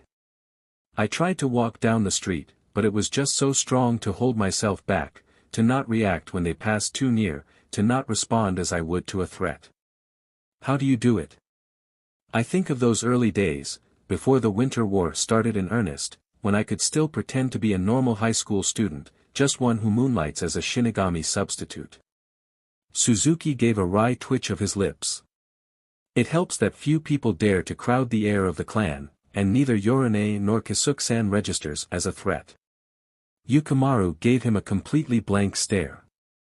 My first memory is of you, he reminded, your fingers still brushing across the Hogyoku embedded in Aizen's chst, his features. Twisted unrecognizable in rage, right before he swatted you through 6 walls. The first time he had manifested outside King's mindscape, discombobulated and disoriented, sprawled ungainly over the rubble. The first time he took a shuddering breath and saw the world through his own eyes, felt the sharp debris cut into his skin, tasted the dust lingering in the air. The first time he could stop and think, crystal clear, without the hurricane of 1,000 voices in his ear, howling at him to rip tear kill. They were still present, in the background, but muted somehow, more akin to a draft than a tempest, something he could ignore with the ease of decades of practice. The first time he met Aizen Sosuke face to face, he had staggered to his feet, weak as a newborn kitten, and seen the cruel smirk tugging at the madman's lips. Kneel and be welcome, my newest Aaronkar. As a hollow, survival had always been the most important thing. Eat or be eaten, kill or be killed. The world was colored a blessedly simple black and white. When someone stronger than you came along, you bowed to them, to survive. No doubt that was why even the self-proclaimed king of Hueco Mundo, Barragan Luzenbairn, had swallowed his pride and knelt for Aizen. The first time he had the ability to make his own choices, Yukimaru had reached instinctively for his Zanpakuto. Aizen had not been pleased. It was also the first time he had died, speared through and through by a strike too fast to see, and he hadn't even seen Aizen move. No, it wasn't a good memory, but it was all he had. Oh. Suzuki's eyes slid shut and he grimaced. Right. You were born in the middle of the war. Yukimaru snorted. Sharing your head for 4 years must have messed with mine, because no self-respecting hollow would have done that. They'd have knelt, to live another day. Startled brown eyes snapped open and fixed on him. Do you, regret it? Suzuki asked almost hesitantly. Yukimaru didn't need to share his mind to know what Suzuki was thinking, that the other had somehow subconsciously influenced him into making that uncharacteristic choice. Don't insult me, snapped Yukimaru with feeling. The first time my mind was my own, the first time I could think for myself, and I chose to do that. The miasma of guilt persisted, prickling uncomfortably against his skin like a particularly scratchy sweater, and he growled, rolling to his feet. Let's spar. Suzuki blinked up at him. Eh? Yukimaru stretched languidly, feeling the pull in his muscles. Knowing you, you'd somehow manage to make it rain in here too. I'm going to beat it out of you before that happens. He dropped to all fours, and without giving Suzuki the chance to even get up, swept out a leg with enough force to break a bone on impact. Except that it never connected. The moment he had crouched down, Suzuki had already started moving, and instead of wasting time scrambling to his feet he had gone for a backwards roll instead, pushing himself upright with his arms and leaping backwards to put more distance between them. Yukimaru grinned savagely. Yoruchi-san was going to rue the day she taught Suzuki, and thus by extension Yukimaru as well, how to incorporate gymnastics into his already eclectic Hakuta style. He almost felt sorry for the Shihoin clan. Almost. They wouldn't know what hit them, literally. What was that for, complained Suzuki, though he didn't relax his stance. He could feel the grin on his face widen of its own accord, see the wariness melt off into strong resolve in Suzuki's eyes in response. Good. He hadn't had a decent fight for weeks, not since they'd found out the strong way that Aizen had resurrected his entire Arrancar army again. With the resistance numbering so few by then, sending anyone out would have been a suicidal move without fresh intel, and so they had remained holed up in Urahara Shoten. Yukimaru had never intended to hit Suzuki with that move, knowing that instincts if nothing else would have made the other dodge. Nice to see you haven't completely lost your edge in your dotage, he replied breezily, and without waiting for a response lunged. Suzuki planted his feet firmly against the ground, raising an arm to block Yukimaru's initial punch. Sparks of black Ryatsu flew where fist met forearm, and Suzuki's other arm snaked out, lightning fast, to grab Yukimaru's outstretched arm. Instead of struggling, Yukimaru allowed himself to be pulled closer, the sudden loss of resistance buying him the split second of surprise he needed to duck into instead of away from Suzuki and flip him over his shoulder in a judo throw. To his credit, though Yukimaru wouldn't have expected any less, Suzuki landed in a perfect roll, slapping the ground with a Ryatsu-enhanced hand to propel himself backwards. He was already on his feet as he landed, skidding backwards in a ready stance. Yukimaru smirked. Looks like he was finally going to take it seriously. As though cued by a silent signal, they burst into Shuanpa at the same moment, exchanging a flurry of Ryatsu-enhanced strikes, deflecting what they couldn't evade. Karate strikes mixed with jabs at pressure points meshed together with Staple Street Brawl punches, moves from a dozen different styles flowing fluidly into each other with the long experience only gained from a decade of fighting, first against humans, then against all manners of spiritual beings. When the Winter War had taken a swing for the worse, Yoruchi had pulled aside the humans, easily the least experienced in the resistance, and demanded to see their unarmed combat styles. Orihime had used a textbook karate style, the way that Tatsuki had taught her. Chad's repertoire favored power over subtlety, featuring a variety of boxing moves. Yuryu had pulled out some Quincy style from somewhere, all the while rather peevishly muttering that it was nearly impossible to disarm him and therefore all this was really rather unnecessary. His spar had ended with him face planted in the ground and glaring balefully up at Yoruchi, who casually, pointedly, twirled his Quincy cross around one index finger. Then it was their turn. Yoruchi wasn't known as a Hakuta MSTR for nothing, and thus despite being clearly caught off guard by King's unorthodox moves, she dodged without missing a beat. After a mere few minutes of going on the defensive, she had switched to the offensive. All of her blows, the duo had quickly found out, didn't seem to have much force behind them, but they hurt.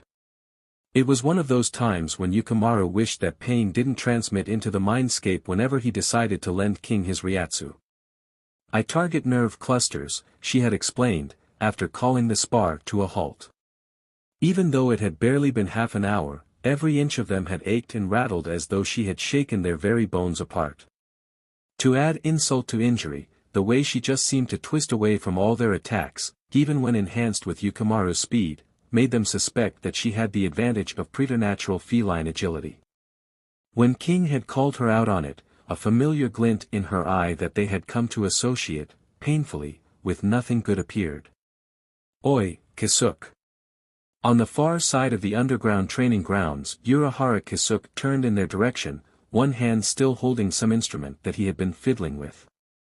Gray eyes widened comically as Yoruchi was suddenly in his personal space, foot flying towards his face in a move they had seen countless times from Hiyori, except Hiyori had never moved so fast. It was clear that the title Goddess of Flash was well deserved. Had she just crossed the entirety of the training grounds in a single blink? Then King's mouth fell open when Kisuke bent over backwards at the waist until blonde hair swept the ground, his free hand shooting out to keep his bucket hat from falling off. Yukimaru would have laughed at Ichigo's resemblance to a fish, if he himself wasn't also busy gaping in astonishment when the shopkeeper neatly swiveled his waist to twist his upper body around the downward blow Yoruchi aimed at his CHST, and then pivoted 180 on one foot to bring his own leg up to block her follow-up kick. "This is fragile," he had protested, cradling the gadget protectively to his CHST without so much as a wobble, looking for all the world as though he was so used to balancing on one leg that he hardly noticed the difference. Ignoring him with apparently the ease of long practice, Yoruchi grinned at her captive audience, lowering her leg slowly. "As you can see," she had announced, the look on her face rather reminiscent of a cat with a saucer of cream, "it can be learnt." Kisuke blinked in bemusement, looking from her to the teenagers. "Did I miss something?" Instead of trying to correct his Hakuda into something more conventional, like so many other instructors would have done, Yoruchi had taken one look at Ichigo's formless style and given him the tools to turn it into the finely honed weapon it was today. His hand-to-hand had never been bad, but usually it was a case of him giving as good as he got, and he had had many a black eye to show for it. Yoruchi showed him how she could not only hold her own, but come out on top in a world populated by giants brandishing even more gigantic swords. How the extra reach that their weapons granted them meant nothing when they couldn't hope to hit her even at close range, a feat that only a combination of her speed and flexibility could achieve. Speaking of which, I doubt either of us did our daily exercises in the past few days. Suzuki clapped a hand to his forehead, straightening. Ugh, don't tell her. At an unspoken agreement, they both turned to gaze into the endless horizon. Yukimaru bounced lightly on the ground. It would have to do, it wasn't like either of them risked falling from doing basic exercises, anyway. 500 cartwheels, here we come, muttered Suzuki cheerlessly, looking grimly resolute. We are never telling her about this, warned Suzuki, flopping down on the ground in exhaustion after having crammed 5 days' worth of exercise into one day. She'll triple the current exercise regimen for her own sadistic pleasure. And probably have the time limit, Yukimaru added, agreeing wholeheartedly. About to open his mouth to no doubt commiserate, Suzuki shut it with a click, brow furrowed in faint concentration. Someone just entered my room. Without warning, his body shimmered and vanished from their mindscape. Yukimaru sat up straight, alarms pounding in his head. The intruder wasn't someone whom Suzuki had recognized, and thus by virtue of that fact was most likely not an ally. On the upside, it wasn't Aizen. On the downside, well, there was a lot of room for error between Aizen and not a threat. He got to his feet and began pacing, unable to sit still anymore. King would be fine, the only Shinigami who could pose a threat to him right now was probably Aizen, and the Sotecho, he supposed, and several of the eldest captains, but what were the chances of them sneaking into Suzuki's bedroom in the middle of the night? A brief vision of Unohana climbing through the window of Suzuki's bedroom like Rinji used to do popped into his mind, and he had to stifle a very inappropriate snicker. The ground trembled. Yukimaru's right hand whipped instinctively to his back before he belatedly realized that, no, he didn't have Zangetsu strapped to his back anymore. Nor could he materialize in front of Suzuki anymore, he supposed. His hand clenched into a fist at the thought. Having spent most of his life in the other man's mindscape, he could recognize the signs immediately. For whatever reason, Suzuki had just released the tight hold he normally had over his Ryatsu. Although the ground was no longer shaking, concentric circles of disturbance continued rippling outwards from where he stood. With an effort, Yukimaru dragged his gaze off the ground. The dissonance between the stillness of the air and the movement in the ground was disorientating. A shift in the air alerted to the sudden appearance of his Zanpakuto spirit behind him. "You wish to go to him?" It wasn't phrased as a question, but he replied anyway for lack of anything better to do. "Of course." "Why?" Yukimaru's head swiveled around, pinning his Zanpakuto spirit with an incredulous look. "Why? What kind of question was that?" "He needs me." The figure's serene expression didn't change. "Does he?" Without giving Yukimaru the chance to retort, the spirit continued, "You just said it yourself. Save for Aizen, no one else is likely to pose any danger to Suzuki at this time of the night. And Shihoin Yoruchi is but a single room away from him. Does he really need your assistance?" Its gaze sharpened. "Or are you simply craving bloodshed, little hollow?" It took Yukimaru several moments to find his voice, and even longer to formulate a coherent response. "How dare you," he snarled. "I may have been a hollow once, but that has nothing to do with. Do you deny your heritage?" "I have been many things," snapped back Yukimaru. "I have been a hollow, then a Zanpakuto spirit, then a hollowified spirit, and finally an Arankar. This doesn't change who I am now." "Ah, yes, an Arankar. Tell me, former Arankar, what was your aspect of death?"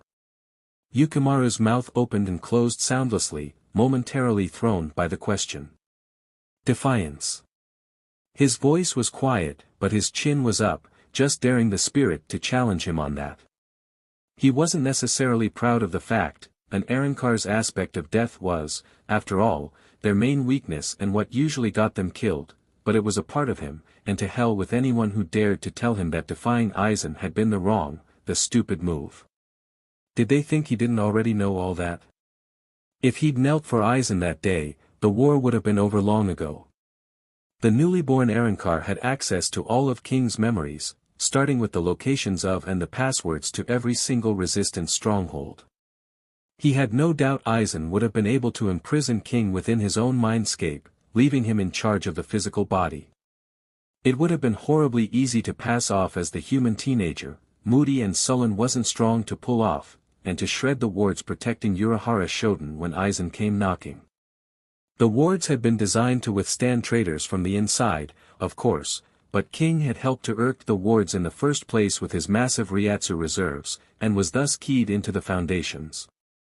He could have been on the winning side of the war. And yet, knowing all of that, you challenged Aizen anyway.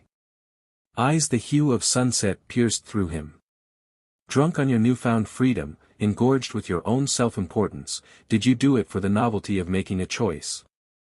Yukimaru's growl was very nearly subsonic, and the ground shivered with his rising Ryatsu. I would have thought my own Zanpakuto spirit would have known me better than that. He couldn't quite hide the disappointment dripping from his words, though his tone remained acerbic. I did it because it was the right thing to do. Unbidden, an image of Karen and Yuzu on their first day of middle school floated to mind.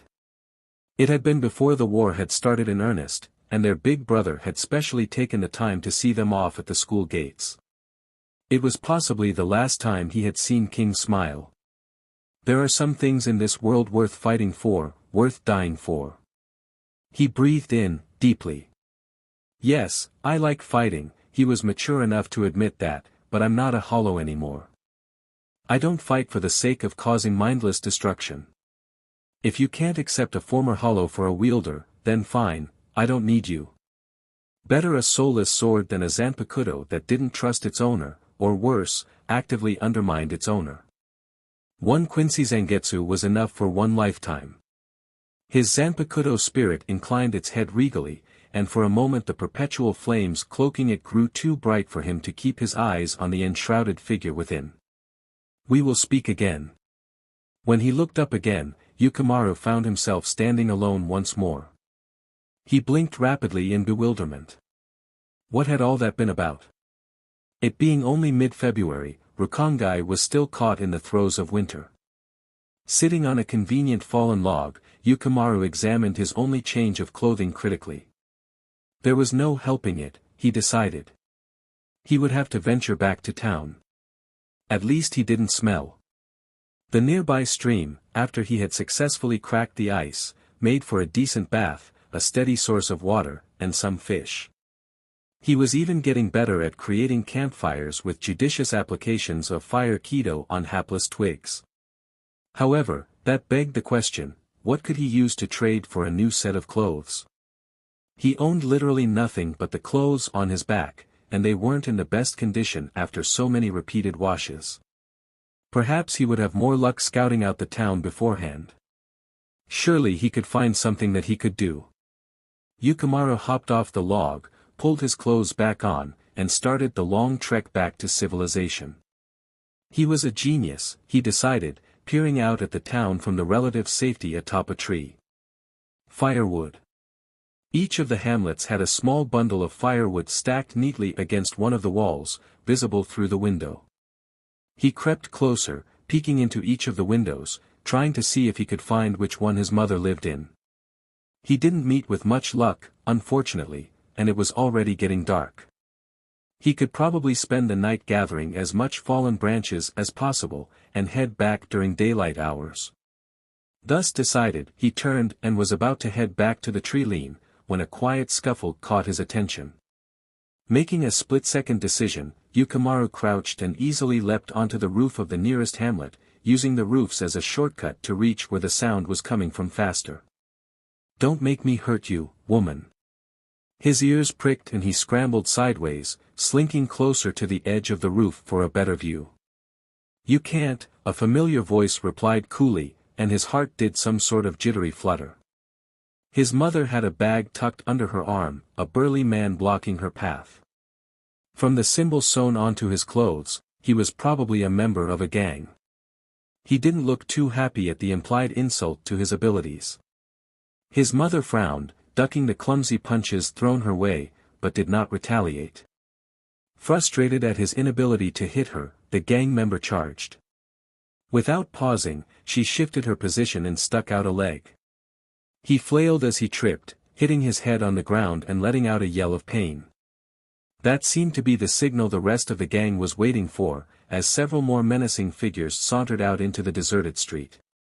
The biggest one, obviously the gang leader from his demeanor, sneered and stepped forward while the rest fanned out to surround his mother. He had seen enough. Yukimaru hopped off the roof into a side alley and came barreling out before the gang leader could even open his mouth. "Hey," he yelled. "What kind of cowards are you to gang up on a lady?" For a moment the gang members stood, stunned at the direct challenge.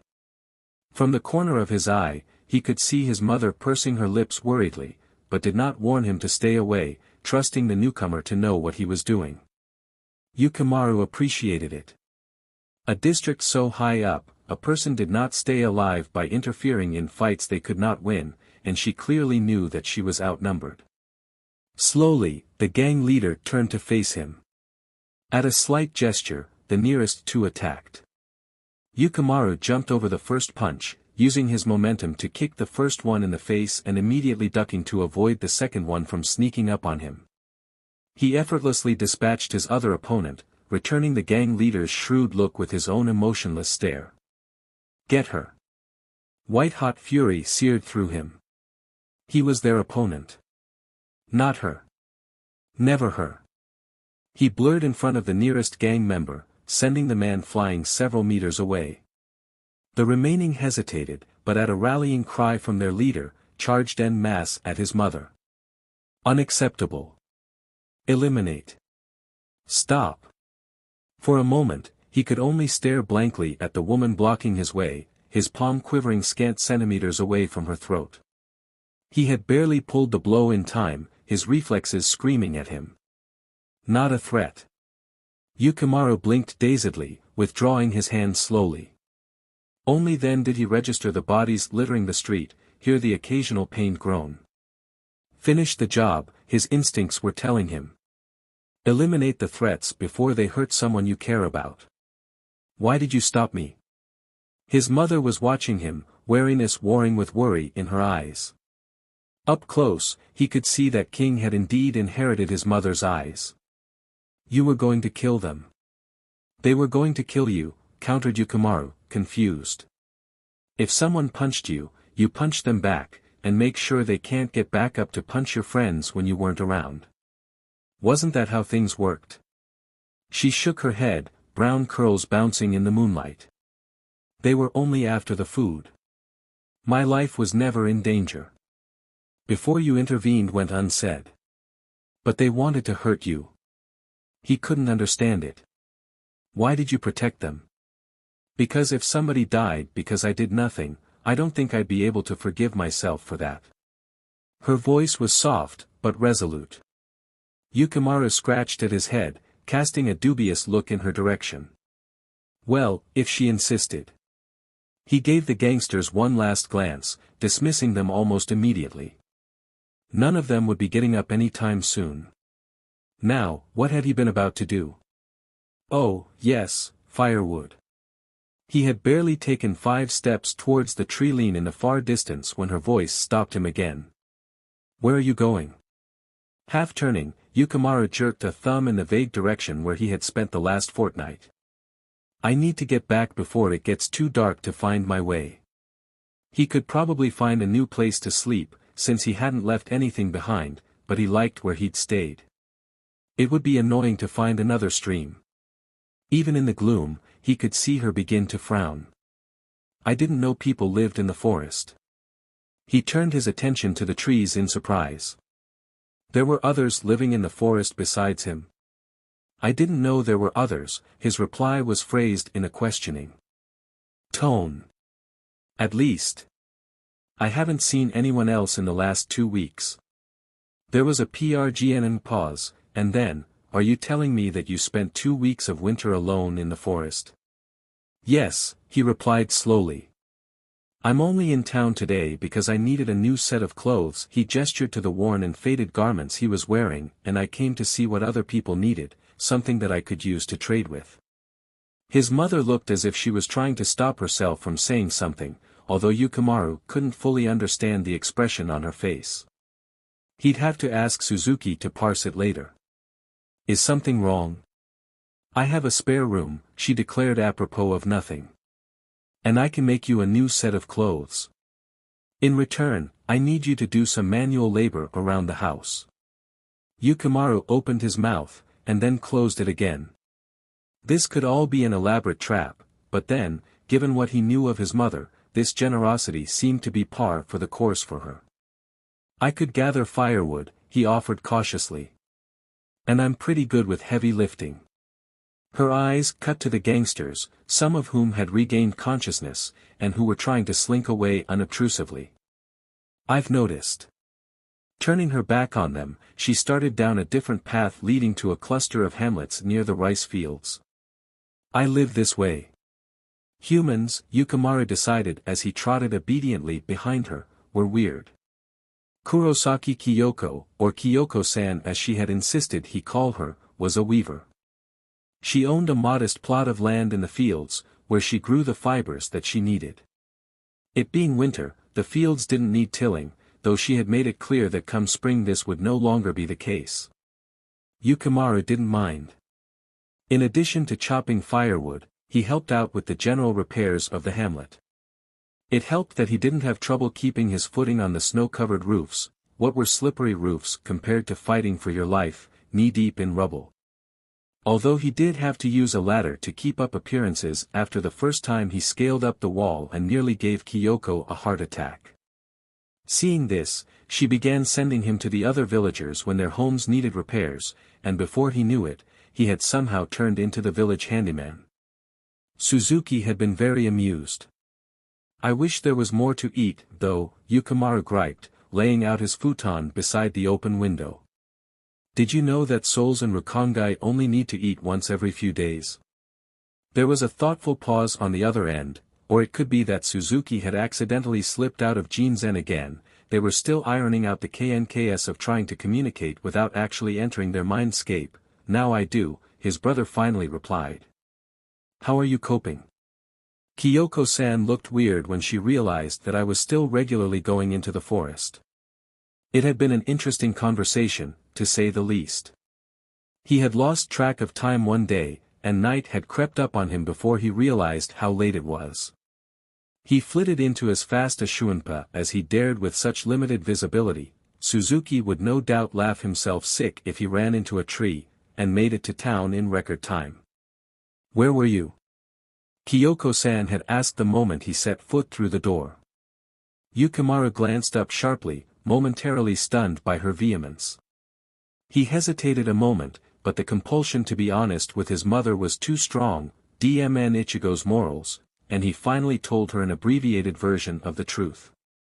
"I was looking for alternative sources of food in the forest." Mother or not, he wasn't about to tell her that he needed at least one meal a day to survive.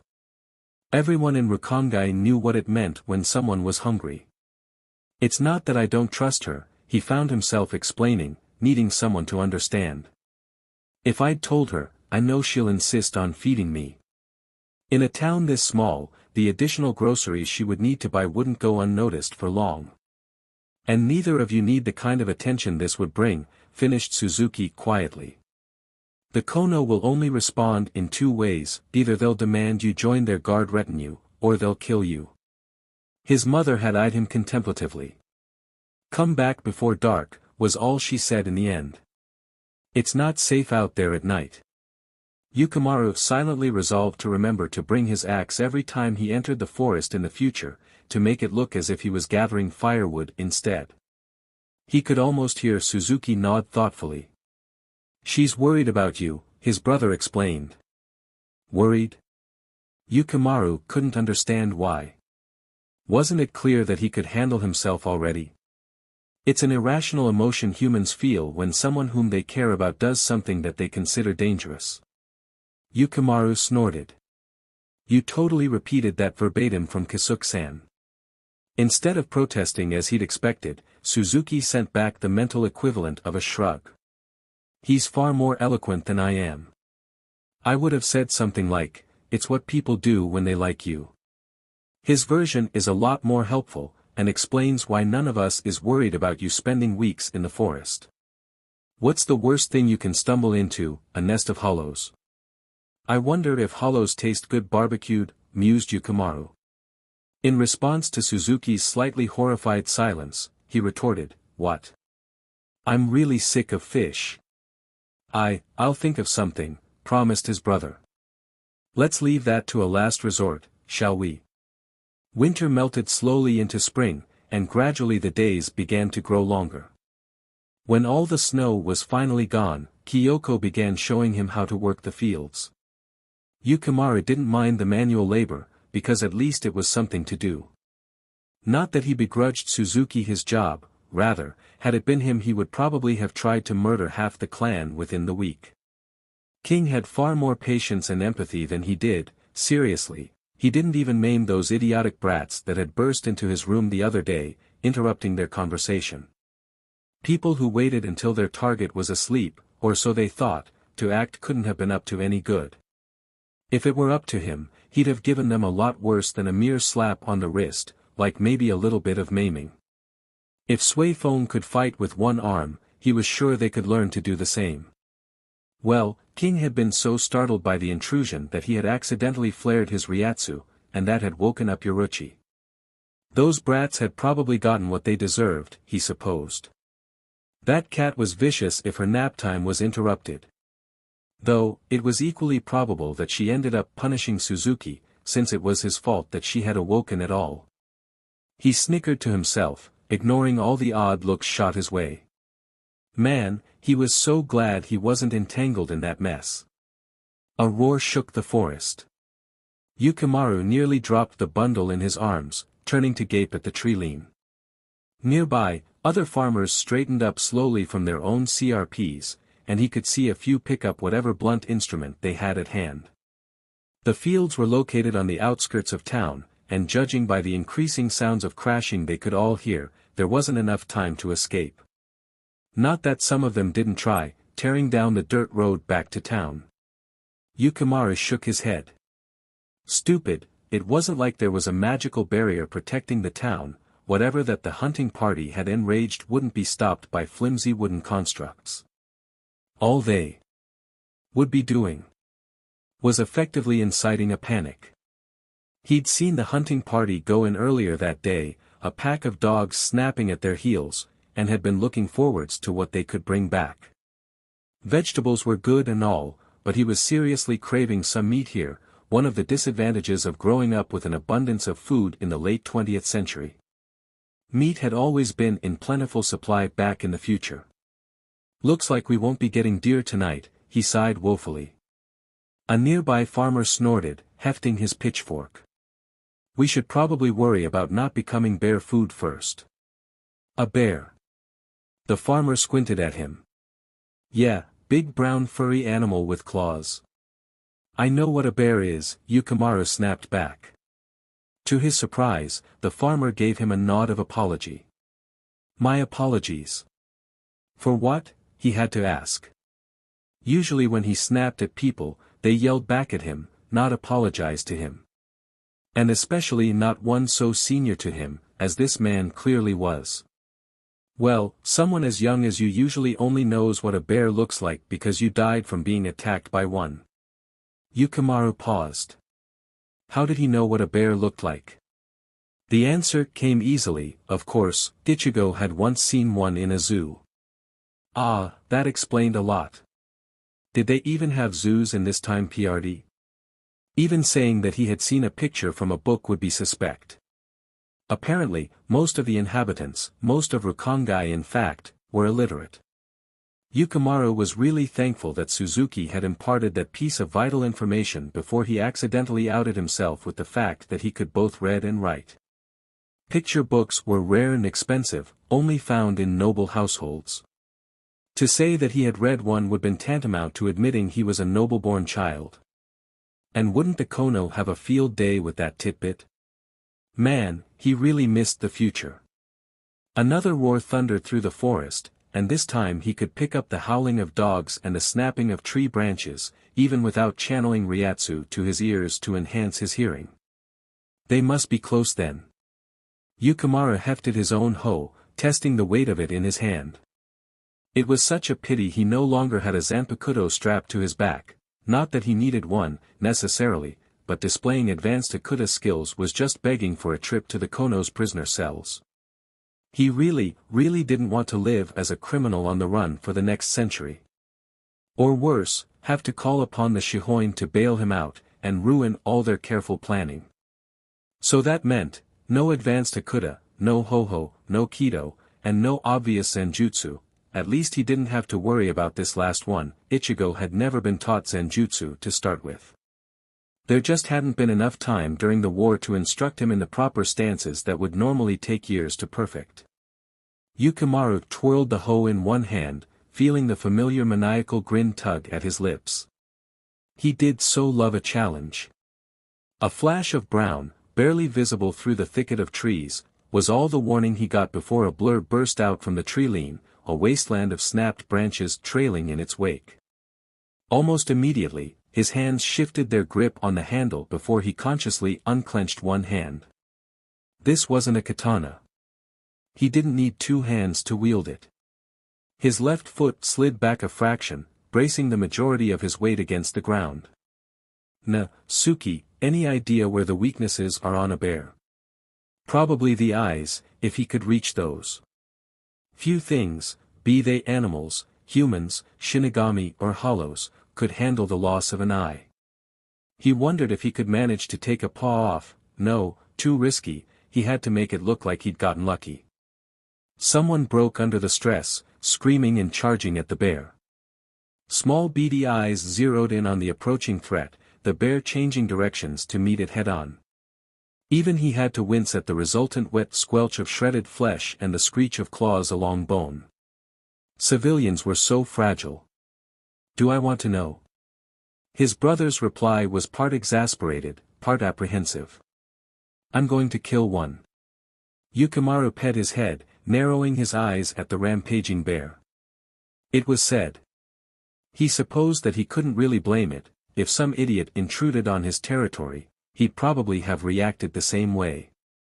Scratch that, this bear was intruding on his territory. Suzuki had yet to reply, so it was going to have to be the eyes then. He doubted that this hoe, with its flimsy quality, could reach the less exposed parts anyway. Congratulations. You just managed to render Kisuke-san speechless for a record 10 seconds. The snicker that Yukimaru involuntarily let escape was probably terrifying the other civilians, but what did he care about that? And what did he say? There was a slight pause, and then Kisuke's voice came smoothly over their mental connection. Setting aside the question of why you are facing a bear as of this moment, the eyes and the mouth when open are vulnerable parts. Yukimaru pet his head. There was no way even Urahara Kisuke could find his Ryatsu ribbon almost 70 districts into the Rukongai, which meant he had been piggybacking on King's connection to him. He didn't even know that was possible. Wasn't Ryatsu unique to each person or something like that? He shook his head, grip tightening on his makeshift weapon, eyes tracking the movements of the bear. Eyes and mouth. He could reach that. Itakimesu. Itarashai, Suzuki replied automatically, before squawking at him. What? Where are you going? Yukimaru ignored him in favor of bending his knees slightly. The bear was currently on a trajectory that would take it within lunging distance to him. He breathed in and out, slowly, focus narrowing down to the threat. Incoming. He dropped automatically and rolled out of the way, just as a pair of panicked oxen trampled through where he had been standing a moment ago. Yukimaru came up, cursing, foot slipping on the freshly tilled soil. Too late, he realized that his instinctive maneuver had brought him almost directly into the path of the bear, and he gritted his teeth, bracing himself for the impact. Small beady locked on his figure, the bear giving a low enraged growl as it spotted him. Come and get me, Yukimaru whispered, twirling the hoe absently in both hands until they found a grip that they liked. His brain stuttered out an alert, forcing him to sidestep again just as a body crashed heavily into the ground next to him. The farmer from earlier, he vaguely recognized. Not a threat, analyzed the small part of his brain not devoted to tracking the weak points on the bear. Protect. Yukimaru crouched slightly, and then sprang. His aim was true, and the hoe smashed into the bear's face, carving a bloody slash from brow to cheek. The bear howled in agony and fury, giant paws coming up to claw at the air, half blinded by the blood streaming freely from one ruined eye. Yukimaru cursed again, abandoning the hoe and leaping backwards before they could make contact. With a final scream, the bear tore the hoe from its face, flinging it away. Keeping the enraged bear in his peripheral vision, he glanced wildly around for a substitute makeshift weapon.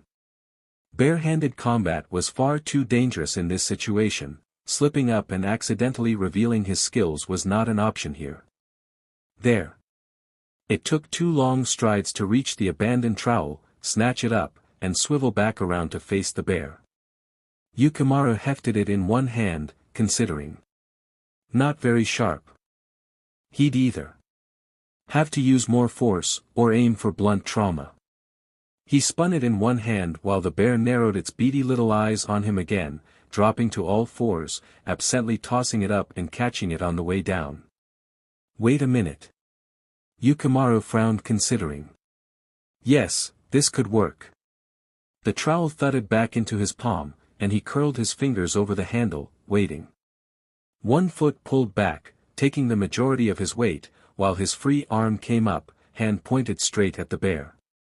The next time the bear opened its mouth to roar, Yukimaru stepped forwards, transferred all his weight to the foot in front and flung the trowel into its mouth like a javelin.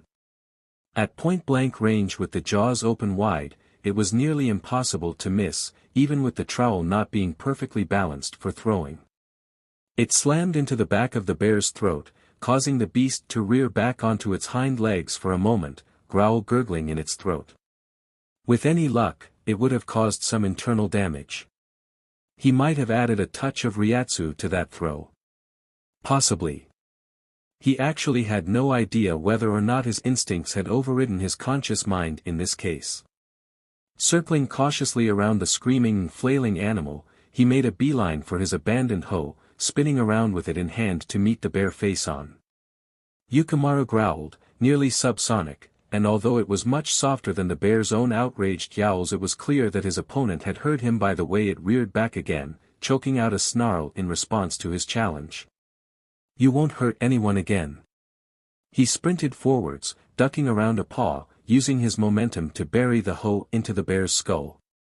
The metal bit deep, the shocks running up his arms, and he had to fight the urge to channel Ryatsu through the.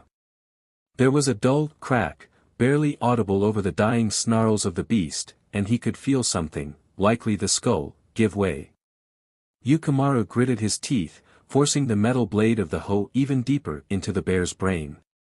"Come on," he screamed mentally. "Just die already." The bear didn't seem inclined to obey, and he finally had to dive out of the way when the wild flailing became too much to bear. He shook out his numb arms, eyes fixed on the animal thrashing a safe distance away. It was dying, he was sure of it, just very slowly.